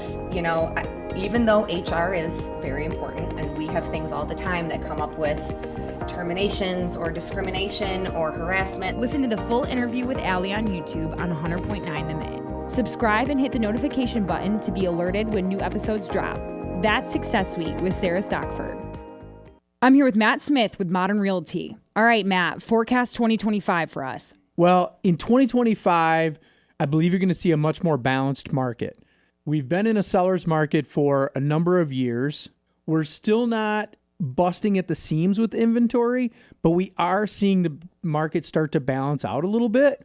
That means it's still a really good time to get great value out of your home. But for the buyers out there, it also means that your path to home ownership should be a little bit easier. When the summer heat is on, keep your cool with Answer Heating and Cooling.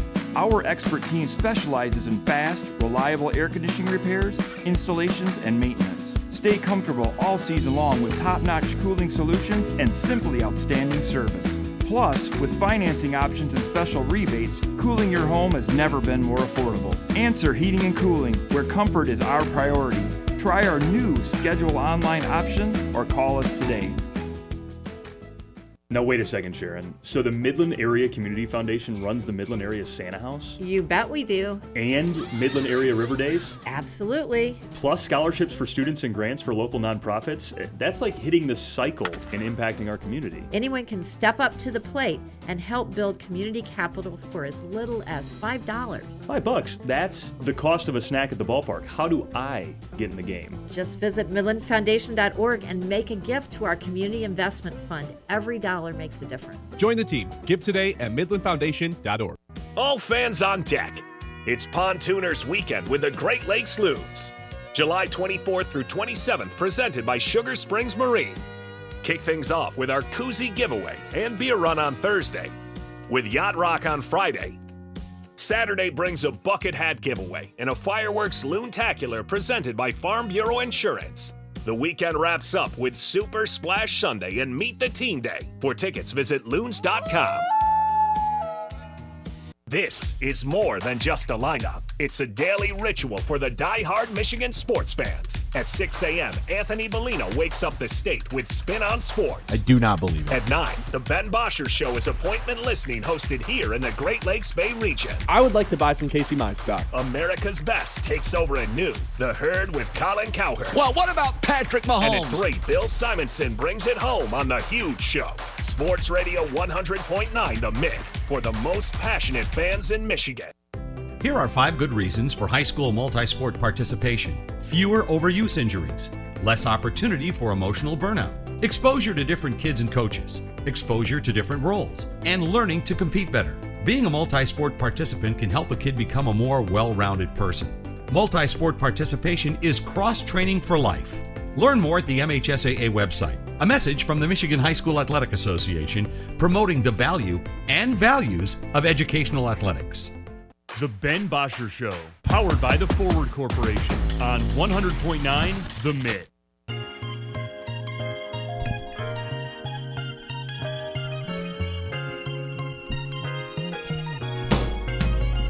All right, welcome back in. It's the Ben Bosscher Show live on 100.9 The Mitt. Hey, it's Friday. We like to have some fun once in a while.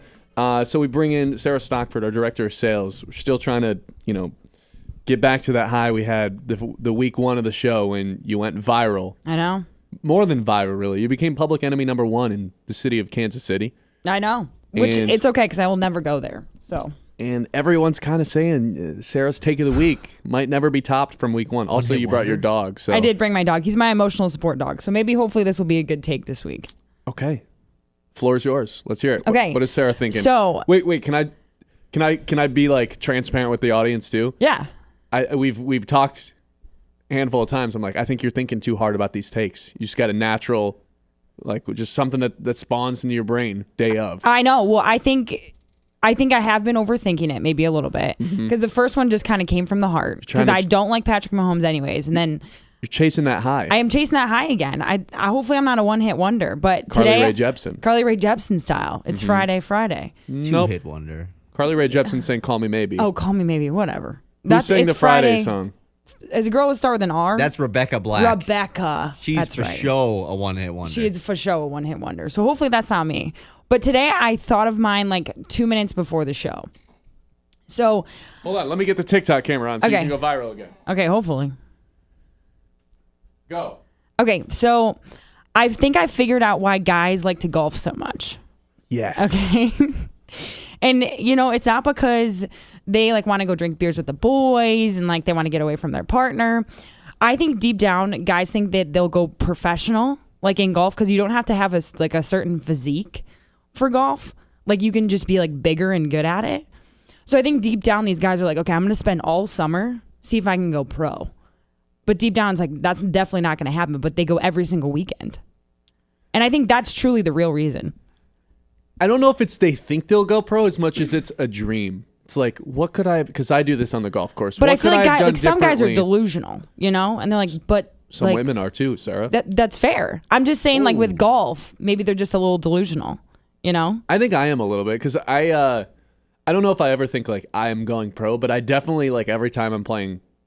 And now my TikTok and reels are just filled with golf stuff. I'm thinking like, what would my life be right now if I didn't play basketball or baseball and I just from a young age was just playing That's golf? what I'm saying. Like, I feel like I would be a professional once golfer. You're having like a quarter life crisis, I feel like. So then it's like I am? No. I'm saying guys in general that hit like 25 or 23.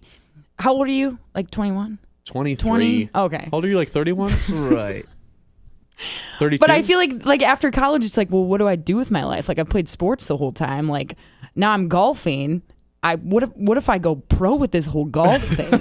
Like I definitely need to practice all summer, hang out with the boys, and then when you're with the boys are like, dude, like you hit so good today. Like maybe you could go pro, and then you're like, I need to golf every single day. Is that what you think the conversations are like on the golf course? 100%. It starts Dude, with so bro. good. Bro, you're so good, dude. Yeah. I don't think a lot of compliments are being thrown around on the golf course other than just like mainly nice like shot. the opposite, right? You think Insults even. it's all okay? All crap talk. Funniest thing ever. You got Ron in the chat right now. He goes, whoa, Sarah. If I were to buy a new driver and go out every day, I could totally go pro. What have I been saying for weeks, Kyle? I think I just need to buy a new driver. Yeah. His Ben almost snapped his in everything. half last week. I almost snapped mine in half last week. You threw somewhat of a temper tantrum. No. It was, and then you started crying and it was super awkward. Okay. Whoa. First of all, I did not throw my driver. I did not almost snap my driver. I almost snapped my pitching wedge because I was very angry at my pitching wedge. He doesn't use a driver. That's right, because he needs a new one. Wait, hold on. Right. I use a driver off the tee every time. I'm not doing the Brad Tunney hit the 5-iron off the tee. Never. It's just Never. it's different because he practices so many times and then it still's like not that good of a shot. Me? Are you talking about? Yeah, you do like so many practice. So wait, swings. Sarah. I've been playing for a year. But you could go pro. I think there's an alternate world where if I don't like waste my time playing baseball, a sport that I ultimately wouldn't even play in high school, and from a young age I was getting golf lessons, maybe I go pro. Okay. Yeah, see? Yeah. So Sarah, did this take spawn from when we went out and played? Us three plus Brad? You know when we No, I when just we like won, so my brother obviously? left this morning to go golfing and I was like, why do So guys jealous. golf so much? Like it just like cuz like I feel like you won't wake up to work out like in the morning, but you'll wake up at like 6 a.m. to go to the golf course. So it's like are they waking up and they're so like committed? And then it's like, oh, it's fun. that's what it is. Because it's the dream life. Yeah, I'm just saying that's my opinion. That's my opinion. No, this is good. This is a a good one. opinion. Yeah. So I don't know if there you this is go. like hot take enough to blow you up on socials, but it feels like you're not chasing the high anymore. That's you know? right. You're I'm just giving going it- with you're just giving you a guys good said take. whatever comes in my mind. I think that's your best take you've had. Thank you. Like it's not going to blow up the same way the Kansas City one done. I But think it's because I'm just your tired too, genuine so I take. just don't. It's just coming to me naturally, you know. I like it. Yep. I like it a lot. Sarah, thanks for joining us here. Thank you so much on for the having show. me. All right, Kyle, I think that with that being said, it's time to hit the news. The Mitt's Morning Catch. All right, we're back with the news. We had a good amount of, I don't know. Do I want to call it fake news going on? Fake news? Okay, whoa. Fake news? There's just, not a lot going on, so we're coming up with stuff. I got a good one for you right now, I feel like Ben. fake news would be saying something along the lines of everyone thinks that they could go pro in golf. How was that news? Just kidding. Here we go. Stuff we missed earlier. Akil Baddoo last night for Toledo Mudhens. 3 triples. I got a question for you, Ben. Okay. Will we ever see Akil Baddoo back in a Tigers jersey, rocking the 60? Yeah, it probably means someone got hurt. I'm going to say yes. No, I'm going to say no. There's too much depth on the Tigers now for a guy like Akil Baddoo, unfortunately. Yeah, because, even if someone gets hurt, you have JHN. At some point, you think Hao-Yu Lee might get some run. Jace Young is still there somewhere. Ryan Kreidler brings defense.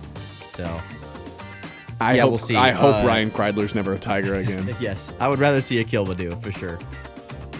We were talking about this earlier with teams changing their length of time and hours and stuff. Well, a big discussion lately has been the expansion of the March Madness tournament from 68 teams to a 72 or 76 team expansion. Well, the Committee for Men's and Women's Division I basketball met this week to discuss the possible expansion. No immediate decisions were made, but it still sounds like the possibility of the 72 or 76 team expansion is very much in play, which I don't understand. Let's just put everybody. Let's just put 128 teams in. Why not? I do understand, I guess, but why they want to do it, dollar signs. But everyone is against this. There isn't a single person that is like, yeah, we need 8 more teams in this. I don't know, I don't feel very strongly that there shouldn't be 8 teams in. I just don't know who's asking for it. You know what I mean? No, you know what I've never once thought? Damn, I wish all of these play-in teams could participate in March. I wish we had more. And it would be all bubble teams that get in too. So it would be these teams that go 18 and 16 on the year. Do you think do you think there's a chance the SEC has every single team in?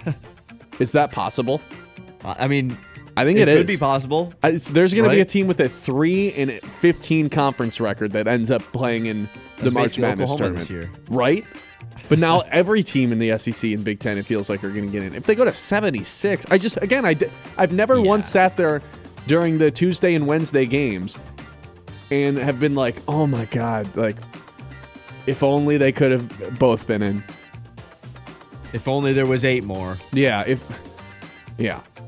And the teams that get snubbed from the tournament, it's like, okay, what was your expectation to go in? Yeah, is it even really a snub? I guess it can be, but you what were you had expecting a bad to season do if you don't make it? What were you expecting to do then? Lose in the first round?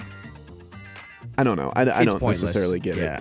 And now you know it's going to be Actually, I'm not even going to go there. Never mind. Okay.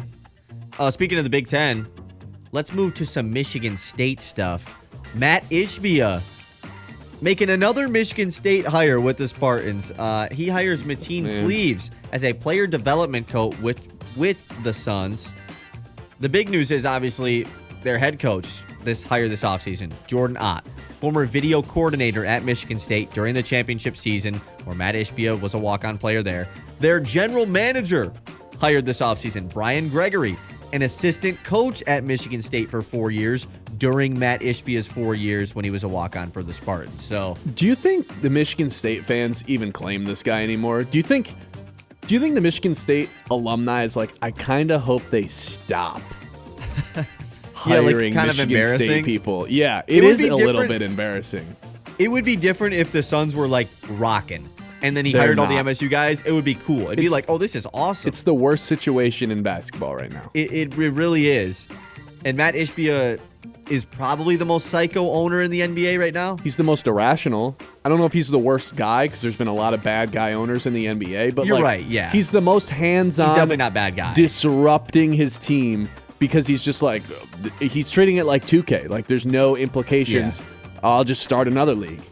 I'll just And the start my funniest thing next is he career. said this offseason he wants to be more hands-on because he doesn't feel like he has been enough. The perfect word for him is reckless. He's been reckless with the Suns organization since the moment he showed up and demanded that they trade 4 first-rounders and 2 players for Kevin Durant.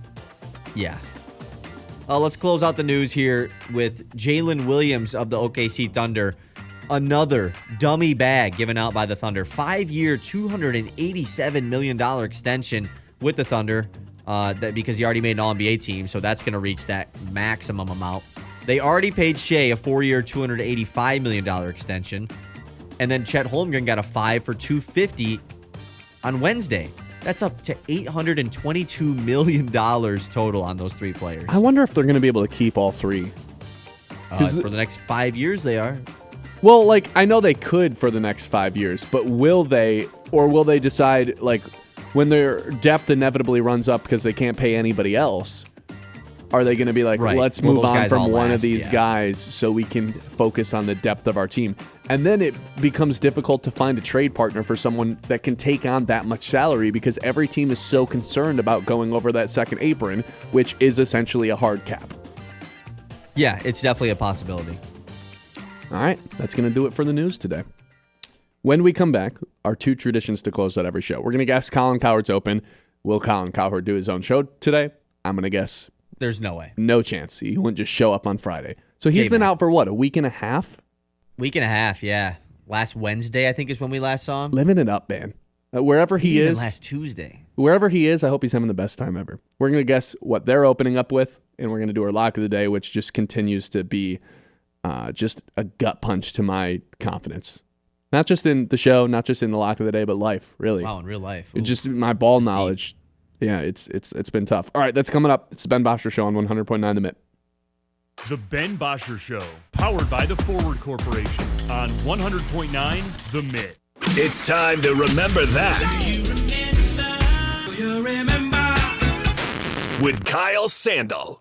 Presented by Matt Larson, Farm Bureau Agent, located downtown Midland. All right, it's time to talk about something that no one probably really cares about, but hey, the people of Detroit, the Tigers fans, they should care about this. So tonight, Tarik Skubal is getting the start against Seattle, was originally supposed to pitch on Saturday, and all in all, this is a good switch to make from A.J. Hinch because it puts Casey Mize now in the 2 spot behind Tarik Skubal when he had originally been the number 5 pitcher since all the way back in April when they started the season. Obviously, things have changed, right? You trust Casey Mize much more than anyone else in the starting rotation. So having him follow your ace and Tarik Skubal makes sense. But I think to most Tigers fans, this is a strategic move made so that he has an extra day off and can start the All-Star game on Tuesday. Now, we did a big debate on the show yesterday about, is the All-Star game important? Do people care? Do people try? Blah, blah, blah. No matter how you feel about the All-Star game and how it's played, all the Tigers fans should want Tarik Skubal to start, right? He really wants to. But Aaron Boone is the manager of the American League team, and his guy Max Fried is also a starter. He gets to pick who starts in that game. If Aaron Boone picks Max Fried because he's on the Yankees and the game's in Atlanta where he used to pitch, us Tigers fans riot. Simple as that. Remember that. Presented by Matt Larson, Farm Bureau Agent, located downtown Midland. The Michigan Baseball Foundation is more than just baseball. It's a driver of economic growth and community. Operating one of the nation's top minor league stadiums, MBF supports job creation and regional development. Through creative partnerships and charitable giving, MBF has helped bring projects like Dow Diamond, the East End Development, Fairfield Inn and Suites, the Plaza, and the Dow Bay Area Family YMCA to life, generating over $23 million annually in economic impact. Every Great Lakes Loons ticket supports these efforts. Learn more at MichiganBaseballFoundation.org. It's a bird. It's a plane. It's Superman Night at Dow Diamond on Saturday, July 12th. The first 1,000 fans through the gates will receive an exclusive Super Lou E bobblehead courtesy of My Michigan Health. Create a lasting memory after the game as you take in Fireworks Loontacular, presented by Farm Bureau Insurance. Don't miss this super night of fun. Get your tickets at loons.com. I'm Ben Bosscher, and here's what I think. I think replay should be taken out of basketball entirely. I think 2 super conferences would fix college football. I think the best football, basketball, and baseball players of all time are currently playing. I think the day the Lions win the Super Bowl is going to be the greatest day of my life. I think Monty Williams sabotaged the Pistons on purpose, and you can't convince me otherwise. I think Jim Harbaugh is one of the best coaches of all time, but most definitely cheated, got caught, and ran away. And I think you should tune into the Ben Bosscher Show, fueled by Forward Energy, weekdays 9 to noon on 100.9 The Mitt, if you agree with anything I just said. From Midland to Bay City, Saginaw to Sanford, from Frankenmuth, Freeland, and Hemlock to Auburn, Essexville, and Pinconning, 100.9 The Mitt is the heartbeat of the Great Lakes Bay region, and proud of it. We're your home for local sports, local stories, and local pride. Whether you're in Birch Run, Beaverton, Gladwin, Chesaning, or Coleman, football, basketball, hockey, Spartans, NFL, Loons, all right here. 100.9 The Mitt, Mid-Michigan's sports leader. They tell us we're more connected these days. We have cell phones, email, text messaging, yet we've never felt more disconnected from the people we care about the most. We need a place that's all about bringing us together. Say hello to the Great Lakes Bay region, where towns like Saginaw, Midland, Bay City, Birch Run, Chesaning, and Frankenmuth help us leave behind the overscheduled world we live in and visit a place we haven't seen in a while. One where the people make us feel right at home. And we remember just how bright our kids' eyes get, peeking through a riverboat railing, just to catch a glimpse of the wildlife. So let's go fishing, bird watching. Let's blow the suds off a local tap, take a tall ship dinner cruise at sunset, or stop by a festival just because the name made us smile. Right here in the Great Lakes Bay region, where reconnecting with what really matters is pure Michigan. Your trip begins at michigan.org. The Ben Bosscher Show, powered by the Forward Corporation on 100.9 The Mitt.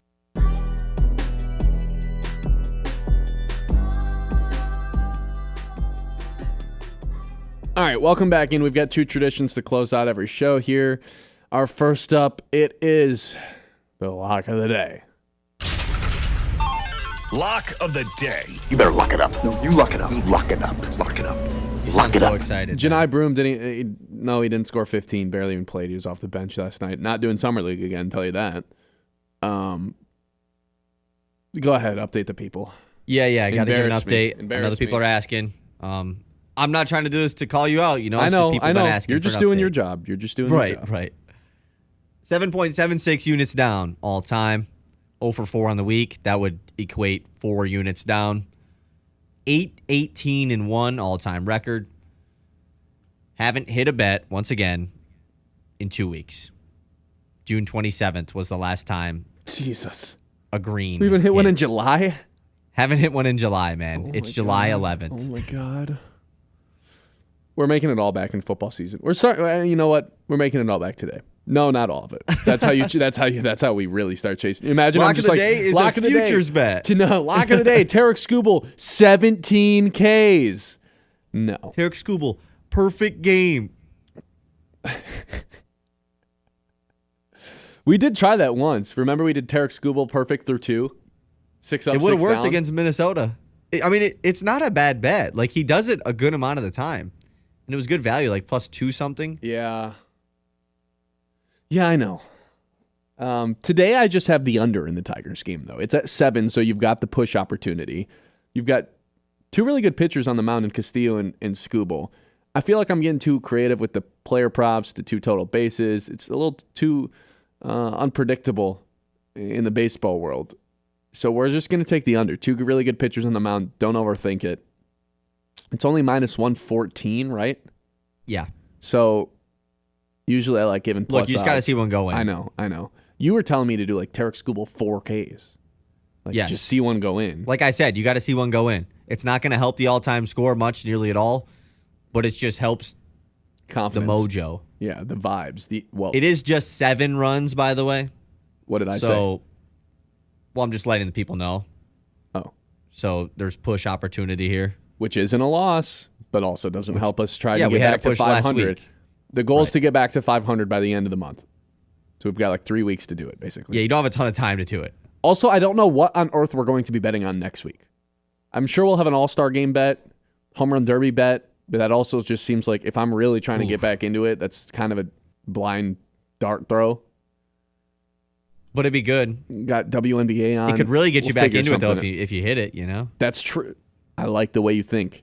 Right. See, I'm thinking like, how do we survive? Glass You're thinking half full, yeah, baby. no, you're right. We can Honestly, pull the home ourselves run derby right is back the best into thing it. that could we have can pull happened. ourselves right back into it with the home run derby next week, Kyle. Yes. All right, that is our lock of the day.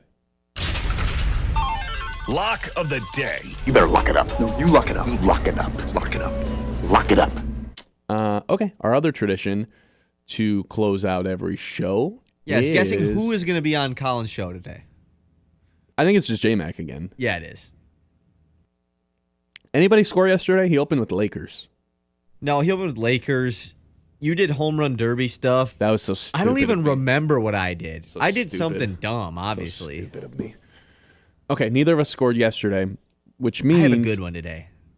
I think I'm going to get it. Who's going first today? You're first, though. Maybe I'm going to try to steal this then. I'm going Cooper Flag. Cooper Flag versus Bronny. Happened yesterday. Do I need to be more specific with that? No. Or can I just do Summer League that's Cooper fine. Flag stuff? Crap, I forgot that even happened. What were you going to go? If you felt confident about it, then just do it. I do. But well, I know felt J-Mac's a confident in it. basketball guy. I felt confident in it until you just said that, and I was like, oh, that's obviously the answer. Maybe. J-Mac's a basketball guy. That's the only for way sure I think about the it. answer. What? Okay, what were you Cooper going to say, versus though? Bronny? That's got lead all over it. We almost led the show with that. No, we didn't. I know, I'm joking. I'm going to go like NCAA expansion stuff because this has been a little bit of a hot topic. Like college I feel basketball? good about it, man. Yeah, the March Madness stuff. There was a big debate about it yesterday on First Take, I think. Just talking about it. Stephen A. was giving college basketball takes? Yeah.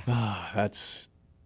Man, I'm glad I missed that. It's like when Stephen A. comes on and he's like, Aaron Judge, like starts talking MLB. Yeah, he It's only like, knows Aaron Judge and Ohtani.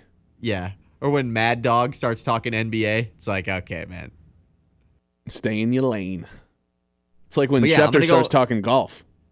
Or when Schefter talks anything that is... No, he can talk golf now because he's the sideline reporter. Oh, I thought this was your whole thing. You were like out on the fact that Schefter doesn't... No, he I'm tweets out about that golf. he tweets NBA news and other news. Oh, okay. I'm sorry. He can do the golf stuff because that's like... He's like actually doing that now. Okay. But anyways, I'm going March Madness expansion is dumb discussion. Yours is going to win.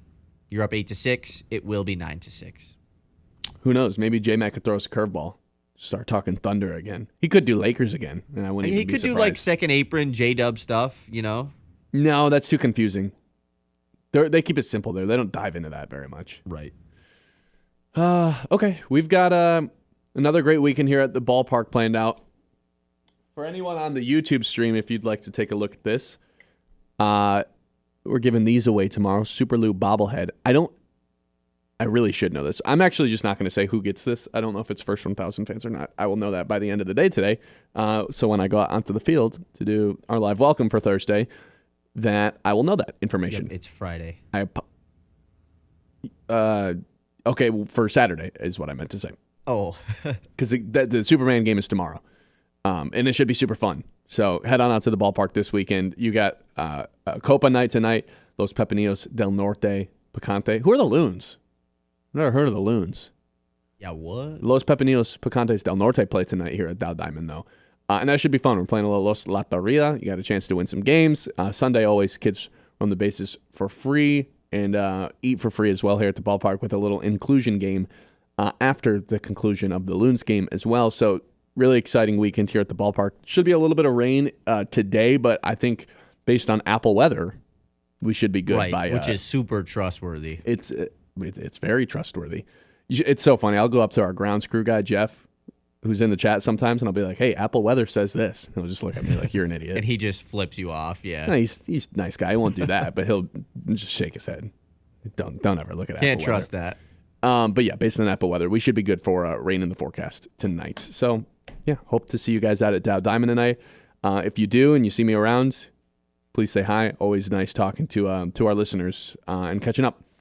With that being said, Happy Skubal Bump Day. Happy Skubal Bump Day. And I'm going to brainstorm all weekend as to what on earth to talk about next week.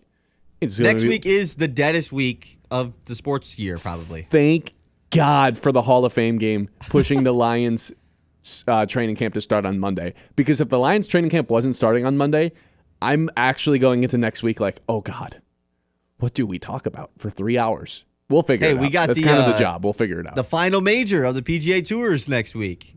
Not until next weekend, though, right? Well, yeah, but like it starts on Thursday, right? British Open? Yeah, the Open. Early predictions? No, I don't have one. I got to look into it a little bit more. Me too. Like I have a visitor. Yeah, the dog. What the dog doing? Yeah, I'm excited. So, all right, I will talk to everyone on Monday. That is essentially going to do it for us here on the Ben Bosscher Show. Wow, that's 6 weeks of this now. Crazy how fast time flies. Crazy how fast time flies, especially when you're having fun. That's at least what they say. Casey Mize, congratulations on becoming an all-star. All right, everyone. I'll talk to you guys on Monday. Thanks for listening. That was, in fact, the Ben Bosscher Show. Hope it was worth it. Talk to you guys Monday.